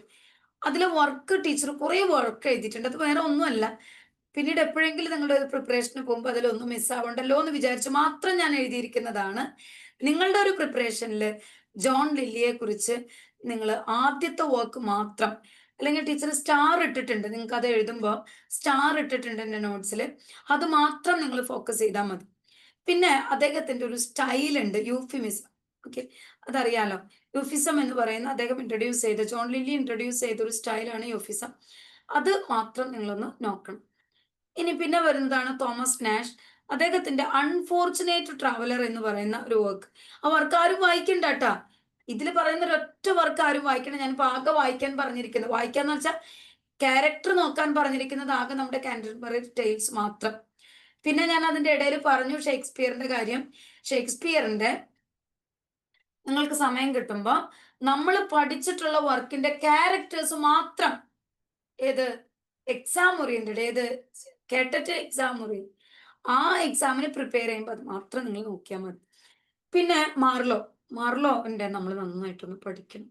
മാർലോനെ ഉദ്ദേശിച്ച് തന്നെയാണ് നമ്മുടെ ഈ സിലബസ് തയ്യാറാക്കിയിരിക്കുന്നത്, പ്രീ ഷേക്സ്പിയറൻ ഡ്രാമാസ് എന്ന് പറയുമ്പോൾ. ഇദ്ദേഹത്തിന് മാർലോനെ നമ്മൾ അറിയപ്പെടുന്നത് morning star of the Elizabethan drama. Okay, അപ്പൊ നമ്മൾ പഠിക്കണ്ടേ, വേണം. എലിസബത്തൻ ഡ്രാമയുടെ മോർണിംഗ് സ്റ്റാർ ആയിട്ടാണ് അദ്ദേഹത്തിന് അറിയപ്പെടുന്നത്. ഇനി ഒരു എക്സാമിന് ചോദിച്ചിട്ടുള്ള ഹോമോസെക്ഷൽ ആയിട്ടുള്ള ഒരു വ്യക്തി ഈ പ്രീ ഷേക്സ്പിയറിൽ വരുന്ന ഒരാളാണ് നമ്മുടെ മാർലോ. ഓക്കെ, ഹോമോസെക്ഷൽ ആണെന്നുള്ള കാര്യം ഓർക്കുക. അപ്പൊ അത് പ്രീവിയസ് ക്വസ്റ്റ്യൻ പേപ്പറിലുള്ള ഒരു ക്വസ്റ്റ്യൻ ആണ്. ഇനി ഈ ഓൾഡ് ട്രഡീഷനുമായിട്ട് കിടന്നിരുന്ന നമ്മുടെ ഡ്രാമയെ മാറ്റി പിടിച്ച് ഈ ബ്ലാങ്ക് വേഴ്സിലേക്ക് കൊണ്ടുവന്ന് ബ്ലാങ്ക് വേഴ്സ് ഉപയോഗിച്ച് ഇംഗ്ലീഷ് വലിയൊരു മാറ്റം വരുത്തിയ ഒരു വ്യക്തിയാണ്. എലിസബത്തൻ ഡ്രാമയിൽ മാറ്റിവെക്കാൻ പറ്റാത്ത ഒരു ക്യാരക്ടറാണ്, ഒരു വർക്കാണ് മാർലോന്റെ വർക്കുകളെല്ലാം തന്നെ. അപ്പൊ ഞാൻ നിങ്ങൾക്ക് നോട്ട്സ് അയക്കും, അതിൽ മാത്രം നിങ്ങൾ കോൺസെൻട്രേറ്റ് ചെയ്യുക. ഡെപ്തിലേക്ക് പോകരുതെന്നും ആ ടൈം സ്പെൻഡ് വെറുതെ കളയരുതെന്നും ഞാൻ ഉറപ്പ് പറയാണ്. നിങ്ങൾ വേറെ ഒന്നും നോക്കി പോകണ്ട, ടീച്ചർ നിങ്ങളെ ഗൈഡ് ചെയ്യും. ആ ഗൈഡൻസിനനുസരിച്ച് മാത്രം നിങ്ങൾ പോയാൽ മതി. ഓക്കെ, ഇനി ഇദ്ദേഹത്തിന്റെ ഈ വർക്കിനെ, ഇദ്ദേഹത്തിന്റെ ആ രീതിയെ ബെൻ ജോൺസൺ ആണ് മൈറ്റി ലൈൻ എന്ന് വിളിക്കുന്നത്. ബെൻ ജോൺസൺ നമ്മൾ പഠിക്കുന്നുണ്ട്. ബെൻ ജോൺസൺ ആണ് മാർലോയുടെ ബ്ലാങ്ക് വേഴ്സിനെ എന്തെന്ന് വിളിക്കുന്നത്, മൈറ്റി ലൈൻ എന്ന് വിളിക്കുന്നത്. ഷുവർ ക്വസ്റ്റ്യൻ ആണ്, വിട്ട് കളയരുത്. അയച്ചു തരാം, ഓർക്കാം. ഇനി അതുപോലെ തന്നെ അദ്ദേഹത്തിന്റെ വർക്കുകൾ ഏതൊക്കെയാണ് എന്നുള്ളത് ഞാൻ വർക്കുകളെല്ലാം നിങ്ങൾക്ക് അയച്ചു തരാം. അതിൽ വളരെ ഇമ്പോർട്ടൻ്റ് ആയിട്ടുള്ള ഡോക്ടർ ഫോസ്റ്റേഴ്സ് നമ്മൾ ഒന്ന് നോക്കണം. നിങ്ങൾ ഡെപ്തിലേക്ക് പോകരുത്. ടീച്ചർ അയച്ചിട്ടുണ്ട് അതിൻ്റെ ഒരു സിനോപ്സിസ്, അത് മാത്രം നിങ്ങൾ വായിക്കാം. ഓക്കെ, അത് ഗോഡും ഈവിളും തമ്മിലുള്ള ഒരു കോൺഫ്ലിക്റ്റ് ആണ്, അല്ലെ? എന്നേക്കാൾ നന്നായിട്ട് നിങ്ങൾ കഥ പഠിച്ചവരായിരിക്കാം, ഡെപ്തിലേക്ക് നിങ്ങൾക്ക് അറിയുന്നതായിരിക്കാം. ഓക്കെ, അപ്പൊ അദ്ദേഹത്തിന്റെ ആ വർക്ക് അതിൽ വരുന്ന ക്യാരക്ടേഴ്സ് മാത്രം ഒന്ന് ഓർക്കുക. ലൂസിഫർ അതിൽ വരുന്നതാണ്. അദ്ദേഹത്തിന്റെ ഒരു 7 ഡെഡ്ലി സിൻസ് കാണിച്ചിട്ടാണ് അദ്ദേഹത്തിനെ മായാവലയത്തില് വീഴ്ത്തുന്നത്. ഒക്കെ നമുക്ക് അറിയുന്നതാണ്, അല്ലെ? അപ്പൊ ആ ഒരു ക്യാരക്ടർ എന്താ പറയാ, ഡോക്ടർ ഫോസ്റ്റേഴ്സ് എന്ന് പറയും. അത് ആ വർഷവും മറക്കരുത്, 1592 ആണ് ഡോക്ടർ ഫോസ്റ്റേഴ്സ് വർക്ക്. ആ വർക്ക് എഴുതിയിരിക്കും. അതുപോലെ എഡ്വാർഡ് സെക്കൻഡ്, ട്രാജഡി ഓഫ് ടിഡോ. പിന്നെ ഒന്നും നമുക്ക് അധികം നോക്കാനില്ല, പക്ഷെ ഏറ്റവും കൂടുതൽ നോക്കേണ്ടതാണ് ടാമ്പർലാൻഡ് ദ ഗ്രേറ്റ്. അത് അതിന്റെ കഥയൊന്നും വേണ്ട. ദ ജോ ഓഫ് മാൾട്ട അത് നോക്കണം. അതിലാണ് ബറാബസ് എന്ന് പറയുന്ന ഒരു ക്യാരക്ടർ അവിടെ വരുന്നുണ്ട്. അദ്ദേഹം ആ ഒരു ജോ ഓഫ് മാൾട്ടയിൽ വരുന്ന ഒരു വരി എപ്പോഴും വേഴ്സ് ഇങ്ങനെ റിക്കറന്റ് ആയിട്ട് ചോദിക്കാറുള്ളതാണ്. അതിതാണ് let me be envied but not pity. അത് ഇദ്ദേഹത്തിന്റെ ഈ ജോ ഓഫ് മാൾട്ട മരിക്കുന്ന സമയത്ത് അദ്ദേഹം തന്നെ മറ്റൊരാൾക്ക് വേണ്ടി കരുതി വെച്ചിരുന്ന ഒരു ബോയിലിംഗ് കോൾട്രണില് അതിൽ വീണിട്ടാണ് ചുട്ടുപഴുത്ത ആ ഒരു ഇതിലേക്ക് വീണിട്ടാണ് ഇദ്ദേഹം മരിക്കണത്. അത് മറ്റൊരാൾക്ക് വേണ്ടി ഇദ്ദേഹം ചെയ്തു വെച്ചിരുന്നതാണ്. പക്ഷെ അത് അയാൾ തന്നെ അതില് വീണിട്ടാണ് അദ്ദേഹത്തിന്റെ മരണം. അപ്പൊ അവിടുത്തെ ലാസ്റ്റ് ഈ ജോഫ് മാൾട്ടയുടെ ലാസ്റ്റ് വാക്കുകള് അതിങ്ങനെ ചോദിക്കാറുണ്ട്. ഇതാരാണ് ഇത് പറഞ്ഞിരിക്കുന്നത് എന്ന് പറഞ്ഞിട്ട് ചോദിക്കാതെ കൊണ്ട് വിട്ട് കളയരുത്. Let me be envy, not pity, not be pity. അത് മറക്കാതെ ശ്രദ്ധിക്കുക. ഇനി അതുപോലെ ഈ യൂണിവേഴ്സിറ്റി വിറ്റില് 4 വേർഡ് തന്നിട്ട്, 4 വേർഡ് അല്ല, 4 ഓതേഴ്സിന്റെ പേര് തന്നിട്ട് ഇതില് യൂണിവേഴ്സിറ്റി വിറ്റ് അല്ലാത്തത് ഏത്, ആയതാര്, ഇങ്ങനെയൊക്കെ ചോദിക്കും. അപ്പൊ ഈ 7 പേരുടെ പേര് നമ്മള് ഇന്ന് രാത്രി ഉറങ്ങണതിന് മുമ്പ് തന്നെ നമ്മൾ പഠിച്ചിരിക്കണം. ഞാൻ ഗ്രൂപ്പിലിടാം. ജോൺ ലില്ലി ഒന്നാമത്തെ ആള്, okay. George Peele, Thomas Lodge, Robert Greene, Thomas Nashe, Christopher Marlowe, അതുപോലെ തോമസ് കിഡ്. ഓക്കെ. അപ്പൊ ആരൊക്കെയാണ് ഓക്സ്ഫോർഡിൽ പഠിച്ചിരിക്കുന്നത്, ആരൊക്കെയാണ് കാംബ്രിഡ്ജിൽ പഠിച്ചിരിക്കുന്നത്? ഇത് രണ്ടില് പഠിക്കാത്ത നമ്മുടെ തോമസ് ഏട്ടൻ, ഏത് കിഡ്, തോമസ് കിഡ്. അത് ആ ഓർഡറിൽ തന്നെ നിങ്ങൾ പഠിക്കുക. അതിൽ നിങ്ങൾ പ്രാക്ടീസ് ചെയ്യേണ്ടത് ജോൺ ലില്ലിയുടെ വർക്ക് നോക്കണം, അതുപോലെ ക്രിസ്റ്റഫർ മാർലോന്റെ വർക്ക്, തോമസ് കിഡിന്റെ വർക്ക്. ഇത്രയും കാര്യങ്ങൾ മാത്രം, വർക്ക് ഏതാന്ന് മാത്രം പഠിച്ചാൽ മതി. അതില് ഈ ഡോക്ടർ ഫോസ്റ്റേഴ്സിലും ജിയോ ഓഫ് മാൾട്ടയിലെ ആ ക്യാരക്ടറും കൂടി ഒന്ന് നോക്കിയാൽ ഭംഗിയായി. പിന്നെ ആ ഭാഗം നമ്മൾ ശ്രദ്ധിക്കേണ്ടത്. തോമസ് കിഡില് കൃത്യമായിട്ട് തന്നെ നമ്മൾ പഠിക്കേണ്ട ഒരു പോയിന്റ് ആണ് സ്പാനിഷ് ട്രാജഡി എഴുതിയ വ്യക്തി. അതാണ് നമ്മുടെ തോമസ് കിഡ്. Spanish tragedy. ഈ സ്പാനിഷ് ട്രാജഡി തന്നെയാണ് എന്ത്, റിവെഞ്ച് പ്ലേ. റിവെഞ്ച് പ്ലേ എന്ന് അറിയപ്പെടുന്നതാണ് സ്പാനിഷ് ട്രാജഡി. ഈ സ്പാനിഷ് ട്രാജഡിയുടെ സബ് ടൈറ്റിൽ അതും മസ്റ്റായിട്ട് നമുക്ക് പഠിക്കണം. ഓക്കെ. അദ്ദേഹത്തിന്റെ ആ വർക്കും ആ വർക്കിൽ വരുന്ന മേജർ ക്യാരക്ടേഴ്സും ടീച്ചർ എഴുതിയിട്ടുണ്ട്. ഇത് മാത്രം നോക്കിയാൽ മതി. ഓക്കെ. പിന്നെ അദ്ദേഹത്തിന്റെ പേര് തോമസ് കിഡിന്റെ തന്നെ വേറൊരു സെനക്കൻ ട്രാജഡി വരുന്നുണ്ട്, കൊർണീലിയ. അത് നമ്മൾ നോക്കേ വേണ്ട, ഞാൻ എഴുതിയെന്നേ ഉള്ളൂ. അപ്പൊ തോമസ് കിഡിന്റെ സ്പാനിഷ് ട്രാജഡി മറക്കണ്ട. അപ്പൊ ഇത്രയാണ് ടീച്ചർ ഇന്നത്തെ ദിവസം നിങ്ങൾക്ക് എടുക്കുന്നത്. ടീച്ചർ ഇതിൽ ഇടാത്ത നോട്ട്സിൽ നിങ്ങൾക്ക് ഷെയർ ചെയ്യാത്തൊരു ഭാഗമാണ് ഇപ്പോൾ ടീച്ചർ പറഞ്ഞത്, പ്രീ ഷേക്സ്പിയർ. അപ്പൊ അത്രയും നമ്മുടെ കഴിഞ്ഞിട്ടുണ്ട്. ഏർലി ലിറ്ററേച്ചറിൽ Chaucer and his contemporaries teacher അയച്ചു. ചോസറിനെ കുറിച്ചും ടീച്ചർ ചെറിയൊരു ഡീറ്റെയിൽ തരും. പക്ഷെ നിങ്ങൾ വായിക്കേണ്ടത് നമ്മുടെ കണ്ടംപററി ടെയിൽസ് വായിക്കണം. അതിന്റെ ഇമ്പോർട്ടൻ്റ് ആയിട്ടുള്ള ക്യാരക്ടേഴ്സ് നോട്ട് ചെയ്ത് വെക്കും. ലേറ്റർ മിഡിൽ ഇംഗ്ലീഷ് ലിറ്ററേച്ചർ എന്ന് പറയുന്നതും ഈ ഒരു ഭാഗം തന്നെ ടീച്ചർ അത് കവർ ചെയ്തു. ഈ ലാംഗ്ലാൻഡ്, വില്യം ലാംഗ്ലാൻഡ്, എന്നിട്ടാ ചോസേറിയൻസ്, ഇംഗ്ലീഷ് ചോസേറിയൻസ്, സ്കോട്ടിഷ് ചോസേറിയൻസ്, അതൊക്കെ ആ ഭാഗത്തിൽ വന്നു. ഇനി അത് വേറെ ഒന്ന് നിങ്ങൾ തെരഞ്ഞെടുത്ത് തപ്പാൻ പോണ്ട. അതുപോലെ തന്നെ കാറ്ററ്റിന്റെ ഇംഗ്ലീഷ് ലിറ്ററേച്ചറിന്റെ ബുക്ക് ഞാനൊന്ന് തൃശ്ശൂർ പോയപ്പോൾ ഞാൻ നോക്കിയായിരുന്നു. പക്ഷെ നിങ്ങൾ അത് വാങ്ങിക്കണ്ട എന്നുള്ളതാണ് എൻ്റെ ഒരു അഭിപ്രായം. വേണ്ടത്ര നോട്ട്സ് ടീച്ചർ തരും. കാരണം അതിലിങ്ങനെ അവിടെ നിന്ന് ഇവിടെ നിന്നായിട്ടാണ് കിടക്കുന്നത്. അപ്പൊ അത് നമുക്ക് കൃത്യമായിട്ട് നമുക്കൊരു ഓർഡറിൽ പോകാനായിട്ട് പറ്റില്ല. ഓർഡർ ആണ്, പക്ഷെ അത് കുറെ കാര്യങ്ങൾ തരുന്നു. പിന്നെ അതിന്റെ ഒരു രീതിയായിട്ട് ഇല്ല. അപ്പൊ നിങ്ങൾ ഇത് തന്നെ പഠിച്ചാൽ മതി, ജയിക്കും. 100% ഉറപ്പ്. നിങ്ങൾ എൻ്റെ ക്ലാസ്സിൽ കയറിയത് കൊണ്ട് ജയിക്കുമെന്ന് ഞാൻ പറയണില്ല. എങ്കിലും നിങ്ങൾ എൻ്റെ ക്ലാസ്സിൽ ഇരുന്നിട്ടുണ്ടെങ്കിൽ നിങ്ങൾക്ക് മെമ്മറി പവർ ഷാർപ്പാണെങ്കിൽ നിങ്ങൾ ജയിക്കും. പക്ഷേ നിങ്ങൾ ഞാൻ പറഞ്ഞ വർക്ക് നിങ്ങൾ ചെയ്യണം. ഓക്കെ. കാൻറ്റംപററി ടെയിൽസിന്റെ ക്യാരക്ടേഴ്സ് നോക്കണം. അതിൽ വരുന്ന ടെയിൽസ് ഏതൊക്കെയാണെന്ന് നോക്കണം. ടീച്ചർ അയക്കാം, അതിൽ നിന്ന് നോക്കിയാൽ മതി, വേറെ നോക്കണ്ട. ഓക്കെ. അപ്പൊ അതിലൊരു മാർക്ക് നമുക്ക് കിട്ടും. പിന്നെ വരുന്ന ലേറ്റർ മിഡിൽ ഇംഗ്ലീഷ് ലിറ്ററേച്ചർ നമ്മൾ കംപ്ലീറ്റ് ചെയ്തു. റിനൈസൻസ് പീരീഡിൽ ഇംഗ്ലീഷ് പ്രോസ്, അതുപോലെ പ്രീവിയസ് ഷേക്സ്പിയറൻ ഇതിന് വരുന്നതിന് മുൻപുള്ള ഒരു ഡ്രാമ, അത് ഈ നമ്മുടെ യൂണിവേഴ്സിറ്റി വിറ്റ്സിൽ അല്ലാതെ ചോദിക്കില്ല വരും. ഓക്കെ. പിന്നെയുള്ളത് നമ്മുടെ ഷേക്സ്പിയർ ചേട്ടനെയാണ് നമുക്ക് പഠിക്കേണ്ടത്. വൈഡ് ആയിട്ടുണ്ട്, ഇഷ്ടം പോലെ ഉണ്ട്. ജസ്റ്റ് ഞാൻ അതിന്റെ നോട്ട്സ് നിങ്ങൾക്ക് അയക്കും. ഏതാണ് ഷേക്സ്പിയർ പല കാലഘട്ടത്തിലായിട്ട് ഷേക്സ്പിയറിന്റെ 37 പ്ലേസും പല കാറ്റഗറി ആയിട്ട് തിരിച്ചിട്ടുണ്ട്. അത് നമുക്ക് മസ്റ്റ് ആയിട്ട് ഉണ്ടായിരിക്കണം. അപ്പൊ അത് നമ്മളൊന്ന് ഞാൻ പറഞ്ഞു പോകുന്നുണ്ട്, നിങ്ങളൊന്ന് കറക്റ്റ് ആയിട്ട് ഒരു ഓർഡറിൽ എടുക്കുക. ടീച്ചർ സ്പീഡിൽ എടുക്കുന്നത് നമ്മുടെ പോർഷൻസ് ഒരുപാടുണ്ട്. നിങ്ങളെ പഠിപ്പിക്കുകയല്ല, നിങ്ങളെ ഞാൻ ഗൈഡ് ചെയ്യാൻ മാത്രമാണ് ചെയ്യണം. അപ്പൊ നിങ്ങൾ എങ്ങനെ വായിക്കണം? ഈ ഷേക്സ്പിയറിന്റെ പ്ലേ ഒരുപാടുണ്ട്. അപ്പൊ ഒരെണ്ണം അവിടെ നിന്ന് പഠിച്ചു, ഒരെണ്ണം ഇവിടെ നിന്ന് പഠിച്ചു, അങ്ങനെ പഠിക്കരുത്. നമ്മൾ പഠിക്കുന്നത് നെറ്റിന്റെ പ്രിപ്പറേഷൻ ആണെന്നുള്ളൊരു ഓർമ്മ വരും. അതിന്റെ ഒരു ബേസ് മാത്രം. അപ്പൊ നിങ്ങൾ എങ്ങനെ പഠിക്കണം? ഈ ഷേക്സ്പിയറിന്റെ പ്ലേസിന് ഒരു ക്ലാസിഫിക്കേഷൻ ഉണ്ട്. ഓക്കെ, നമ്മൾ ഡിഗ്രി പഠിക്കുമ്പോൾ ഒന്നും നമ്മൾ അങ്ങനെ ക്ലാസിഫിക്കേഷൻ ഒന്നും നോക്കിയിട്ട് പഠിക്കുന്നില്ല എന്നാണ് എൻ്റെ ഒരു അറിവ്, അല്ലേ? അപ്പൊ അതില് ആദ്യത്തെ വർക്കിന് നമ്മൾ ഏർലി ഇതിന് 3 ഭാഗമായിട്ട് നമ്മൾ ഇതിനെ പിരിച്ചിരിക്കുകയാണ്.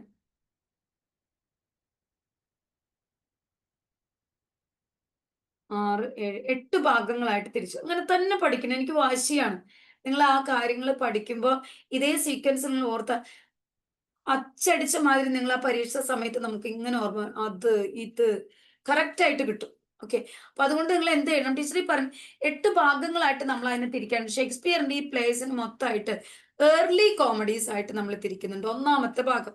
അപ്പൊ ഏർലി കോമഡീസിൽ വരുന്നത് ഏതൊക്കെയാണ് എന്നുള്ളതാണ് നമ്മൾ ആദ്യം നോക്കണം. ടീച്ചർ അയച്ചിട്ടുണ്ട്. അല്ല, അയക്കല്ല, അയച്ചിട്ടില്ല, അയക്കും. അപ്പൊ ഏർലി കോമഡീസിൽ വരുന്ന ഭാഗങ്ങൾ ഏതൊക്കെയാണ്, ഏതൊക്കെ പ്ലേസ് ആണ് ഏർലി കോമഡീസിൽ വരുന്നത്? അപ്പോ love's labour's lost, the two gentlemen of Verona, the comedy of errors, അതൊക്കെയാണ് ഏതിൽ വരുന്നത്? ഏർലി കോമഡീസിൽ. പിന്നെ വരുന്നതാണ് ഏർലി ട്രാജഡീസ്. നമുക്ക് എന്തറിയാം? ഷേക്സ്പിയറിന്റെ കുറച്ച് കോമഡീസ് അറിയാം, കുറച്ച് ട്രാജഡി അറിയാം, അങ്ങനെ കുറച്ച് അവിടുന്ന് ഇവിടുന്ന്. അതല്ല, കൃത്യമായ ഓർഡറിൽ നമ്മൾ പോകണം എന്നുള്ളത് ടീച്ചർ പറയാണ്. ഏർലി കോമഡീസ് 3 ഞാനിപ്പോ ഈ പറഞ്ഞുകൊണ്ടൊന്നും നിങ്ങൾക്ക് കിട്ടില്ല. ഞാൻ നോട്ട് സെൻഡ് ചെയ്യുമ്പോൾ നിങ്ങളത് കൃത്യമായിട്ട് നിങ്ങൾക്ക് കിട്ടും.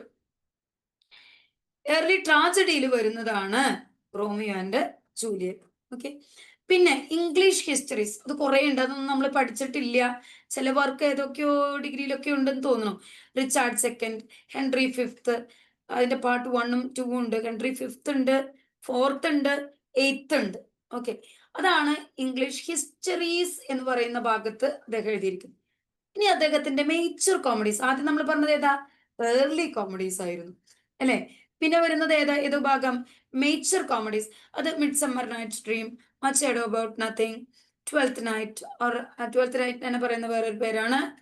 അതും ചോദിക്കുന്ന ചോദ്യമാണ്. വാട്ട് യു വിൽ അറിയുന്നു പ്രതീക്ഷിക്കുന്നു. അതുപോലെ തന്നെ merchant of Venice, as you like it. ഇങ്ങനെ ഒരു 5 എണ്ണാണ് മേജർ കോമഡീസിൽ വരുന്നത്. പിന്നെ അടുത്ത ഭാഗമായിട്ട് തിരിച്ചിരിക്കുന്നത് ഡാർക്ക് കോമഡീസ്. ഈ ഡാർക്ക് കോമഡീസിന് തന്നെ വേറൊരു പേരും കൂടി ഉണ്ട്, പ്രോബ്ലം പ്ലേസ്. അപ്പൊ 4 വർക്ക് തന്നിട്ട് ഇതിൽ ഏതാണ് ഷേക്സ്പിയറിന്റെ പ്രോബ്ലം പ്ലേസ് എന്ന് ചോദിക്കും. പ്രീവിയസ് ക്വസ്റ്റ്യൻ പേപ്പറിൽ ഉള്ളതാണ്. So you have to learn it. Okay, അപ്പൊ അത് പ്രോബ്ലം പ്ലേസ് ഏതൊക്കെ ഒരു 3 എണ്ണം വരുന്നുണ്ട്. നിങ്ങൾ വായിച്ചാൽ മതി. All's well that ends well, measure for measure, Troilus and Cressida. 3 വർക്കാണ് ഡാർക്ക് കോമഡീസ് അല്ലെങ്കിൽ പ്രോബ്ലം പ്ലേസ് എന്ന് പറയുന്ന ഭാഗത്ത് വരും. പിന്നെ അദ്ദേഹത്തിന്റെ ഗ്രേറ്റ് ട്രാജഡീസ് ആരാ? നമുക്ക് എല്ലാവർക്കും അറിയുന്ന, നമ്മളൊക്കെ പഠിച്ചിട്ടുള്ള 4 വർക്കുകള്. അതിന്റെ ക്യാരക്ടേഴ്സ് നിങ്ങൾക്ക് കിട്ടണം, അതിന്റെ സമ്മറി നിങ്ങൾക്ക് മസ്റ്റ് ആയിട്ട് കിട്ടണം. ടീച്ചർ അത് എടുത്ത് തരില്ല, നിങ്ങളുടെ കയ്യിലുണ്ട്, ഇഷ്ടം പോലെ പഠിച്ചിട്ടുണ്ട്. ഇനി അതെല്ലാം നിങ്ങൾക്ക് അതിന്റെ ഷോർട്ട് സമ്മറി വേണമെന്നുണ്ടെങ്കിൽ ഡെഫിനറ്റ്ലി ഞാൻ നിങ്ങൾക്ക് തരും. ഓക്കെ, അപ്പൊ ഏതിന്റെ 4 എണ്ണത്തിൻ്റെത്? നമ്മുടെ Hamlet, Othello, king Lear, Macbeth. ഇതാണ് അദ്ദേഹത്തിന്റെ ഏത് വരുന്നത്? ഏത് വരേണ്ടത്? 4 ഗ്രേറ്റ് ട്രാജഡീസ്. അപ്പൊ അതിനു മുമ്പ് നമ്മൾ പഠിച്ചു, ഏർലി ട്രാജഡീസ് പഠിച്ചു. അതിലാണ് ഏത് വന്നത്? റോമിയോ ആൻഡ് ജൂലിയറ്റ് വന്നത്. ഓക്കെ, ഇപ്പൊ ഗ്രേറ്റ് ട്രാജഡീസിൽ നമുക്ക് വരുന്നത് ഈ 4 എണ്ണാണ്. കൃത്യമായിട്ട് അതിന്റെ വർഷത്തോട് കൂടി തന്നെ പഠിക്കണം. ഓക്കെ, അപ്പൊ നമ്മൾ ഈ പ്രിപ്പറേഷനിൽ മസ്റ്റ് ആയിട്ട് ഷേക്സ്പിയറിനെ നമ്മൾ ഡിവൈഡ് ചെയ്ത് പഠിക്കുകയാണ്. അത് പഠിച്ചേ പറ്റൂ. അത് പഠിച്ചാൽ തന്നെ നമുക്ക് മുന്നോട്ട് പോകുമ്പോൾ, ഇനി നമ്മൾ ഏതൊരു എക്സാമിന് ഇരിക്കുമ്പോൾ നമ്മുടെ കയ്യിൽ കറക്റ്റ് ആയിട്ട് അതിനെ ഡിവൈഡ് ചെയ്ത് നമ്മുടെ മുന്നിൽ ഉണ്ടാവണം. ഓക്കെ, ക്ലാസിഫിക്കേഷൻ നമ്മുടെ കറക്റ്റ് ആയിട്ട് ഉണ്ടാവണം. നമുക്കറിയാലോ, ഇപ്പൊ ഒക്കെ ഒബ്ജക്റ്റീവ് ക്വസ്റ്റ്യൻസ് ആണെങ്കിലും ആദ്യം തന്നെ നമ്മൾ അതിന് ഒരു ആൻസർ പഠിപ്പിച്ചിട്ടാണ് നമ്മൾ അടുത്ത ക്വസ്റ്റ്യൻസ് ചോദിക്കുന്നത്. അപ്പോൾ ഇങ്ങനെ അപ്ലിക്കേഷൻ ലെവലിലെ ക്വസ്റ്റ്യൻസ് വരുമ്പോൾ നമുക്ക് കിട്ടണമെങ്കിൽ നമ്മൾ ഇങ്ങനെ പഠിക്കണം. അല്ലാണ്ട് കുറെ ക്വസ്റ്റ്യൻ ബാങ്ക് വാങ്ങിച്ചു, ക്വസ്റ്റ്യൻ ഇങ്ങനെ ഇരുന്ന് റിപ്പീറ്റ് ചെയ്തിട്ടൊന്നും നമുക്ക് മാർക്ക് കിട്ടില്ല. നമ്മൾ ആ ഓർഡറിൽ തന്നെ പോകണം. അപ്പൊ അങ്ങനെ ഗ്രേറ്റ് ട്രാജഡീസ് കണ്ടു. പിന്നെ വരുന്നതാണ് റോമൻ പ്ലേസ്. അത് നമുക്കറിയാം, റോമൻ പ്ലേസ് കേൾക്കുമ്പോൾ തന്നെ മനസ്സിലാവും. ജൂലിയസ് സീസർ ആ ഭാഗത്തിൽ വരുന്നതാണ്. ആന്റണി ആൻഡ് ക്ലിയോപാട്ര, അതുപോലെ കോറിയാലൻസ്. ഓക്കെ, ഇത് 3 പ്ലേസും റോമൻ പ്ലേസിൽ വരുന്നതാണ്. പിന്നെ വരുന്നതാണ് നമ്മുടെ റൊമാൻസസ്. റൊമാൻസസിലാണ് വേറെ മറ്റു 4 എണ്ണം വരുന്നത്. ടെമ്പസ്റ്റ്, വിൻറ്റേഴ്സ് ടെയിൽ, ഇതൊക്കെ വരുന്നത് ലാസ്റ്റ് ഭാഗത്തിലാണ് റൊമാൻസസ്. ഇത്രയും അങ്ങനെ 7, 8 ഭാഗമായിട്ട് ഇതിനെ സെലക്ട് ചെയ്തിട്ടുണ്ട്, ക്ലാസിഫൈ ചെയ്തിട്ടുണ്ട്. ഇതിനെ നിങ്ങൾ പഠിക്കുക തന്നെ വേണം. Okay, early comedies, early tragedies, English historians, major comedies, dark comedies അല്ലെങ്കിൽ പ്രോബ്ലം പ്ലേസ്, അതാണ് ഏറ്റവും ഇമ്പോർട്ടന്റ് കേട്ടോ. പിന്നെ ഗ്രേറ്റ് ട്രാജഡീസ് ഞാൻ പറയാതെ തന്നെ നിങ്ങൾക്ക് അറിയാം. റോമൻ പ്ലേസ് ഏതാണ്, റൊമാൻസസ് ഏതാണ്. ഇങ്ങനെ ഒരു ഭാഗമായിട്ട് തിരിച്ച് ഷേക്സ്പിയറിനെ നമ്മളൊന്ന് പഠിക്കണം. ഷേക്സ്പിയർ പഠിച്ച ഒരിക്കലും തീരാത്തൊരു സംഭവമാണെന്ന് നമുക്കറിയാം. പക്ഷെ ഇത്രയെങ്കിലും നമ്മുടെ കയ്യിൽ ഇല്ലെങ്കിൽ നമുക്കൊന്നും അറിയാത്ത പോലെ ആവും. പിന്നെ വരുന്നതാണ് സോണറ്റ്സ്. അതും നമ്മൾ നോക്കണം. ഷേക്സ്പിയർ എന്ന് പറയുന്ന ഒരു ഹെഡിങ് തന്നെ നമുക്ക് തന്നത് കൊണ്ട് നമുക്ക് ആ ഭാഗം കൂടി നോക്കണം. സോണറ്റ്സ് 154 സോണറ്റ്സ് ആണ് നമുക്കുള്ളത്. അതില് Thomas Thorpe, first published by Thomas Thorpe in coat of form. അതിൽ 126 സോണറ്റ്സ് അഡ്രസ് ടു WH, ആർക്കാണ് അഡ്രസ് ചെയ്തതെന്ന് ചോദിക്കും. പിന്നെ next 26 sonnets address to dark lady. Okay, അത്രയും സോണറ്റ്സ് ഏതൊക്കെയാണെന്നും വരി സ്റ്റാർട്ട് ചെയ്യുന്നത് ഞാൻ കൃത്യമായിട്ട് ഞാൻ എഴുതി വെച്ചിട്ടുണ്ട്. നോട്ട്സ് ഞാൻ നിങ്ങൾക്ക് തരും. അത് ഷാൽ ഐ കമ്പയർ ഇതൊക്കെ എല്ലാവർക്കും അറിയുന്നതാണ്. ഏതാണ് സോണറ്റ് നമ്പർ, അത്രയാണ് നമുക്ക് അതിൽ നിന്ന് കിട്ടേണ്ടത്. Okay, shall I compare thee to summers test, ഷേക്സ്പിയറിന്റെ 18th സോണറ്റ് ആണ്. പിന്നെ O thou my lovely boy who is in my power, sonnet 126, അതും അറിയാം. സോണറ്റ് നമ്പർ 1. അങ്ങനെ ഇമ്പോർട്ടന്റ് ആയിട്ടുള്ള ഒരു 4-5 സോണറ്റിന്റെ ഫസ്റ്റത്തെ വരി നമ്മൾ മറക്കാതെ പഠിക്കണം. പിന്നെ ഷേക്സ്പിയറിന്റെ 2 ലെങ്തി പോംസ് ഉണ്ട്, Venus and Adonis, the rape of Lucrece, അതും ചോദിച്ചിട്ടുണ്ട് കേട്ടോ. റേപ്പ് ഓഫ് ലുക്രീസ് അദ്ദേഹത്തിന്റെ ഒരു പോമാണ്. അപ്പൊ നമ്മൾ അത് മൈൻഡ് ചെയ്യാതെ പോകരുത്.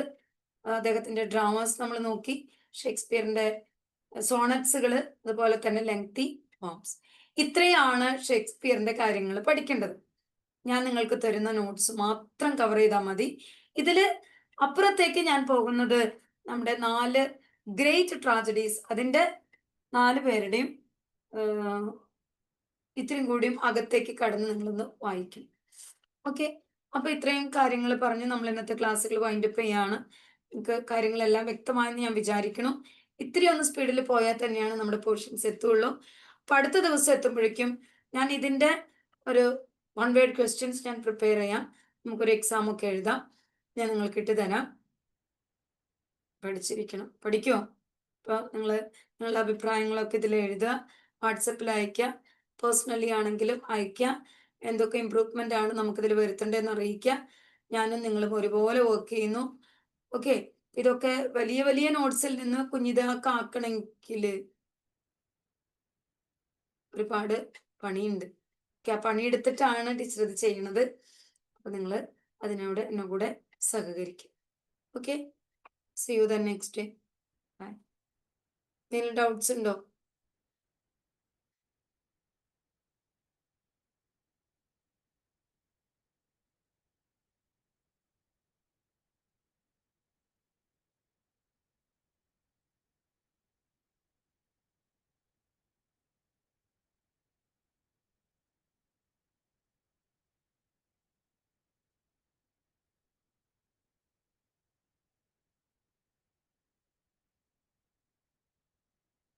ഡൗട്ട്സ് ഉണ്ടോ?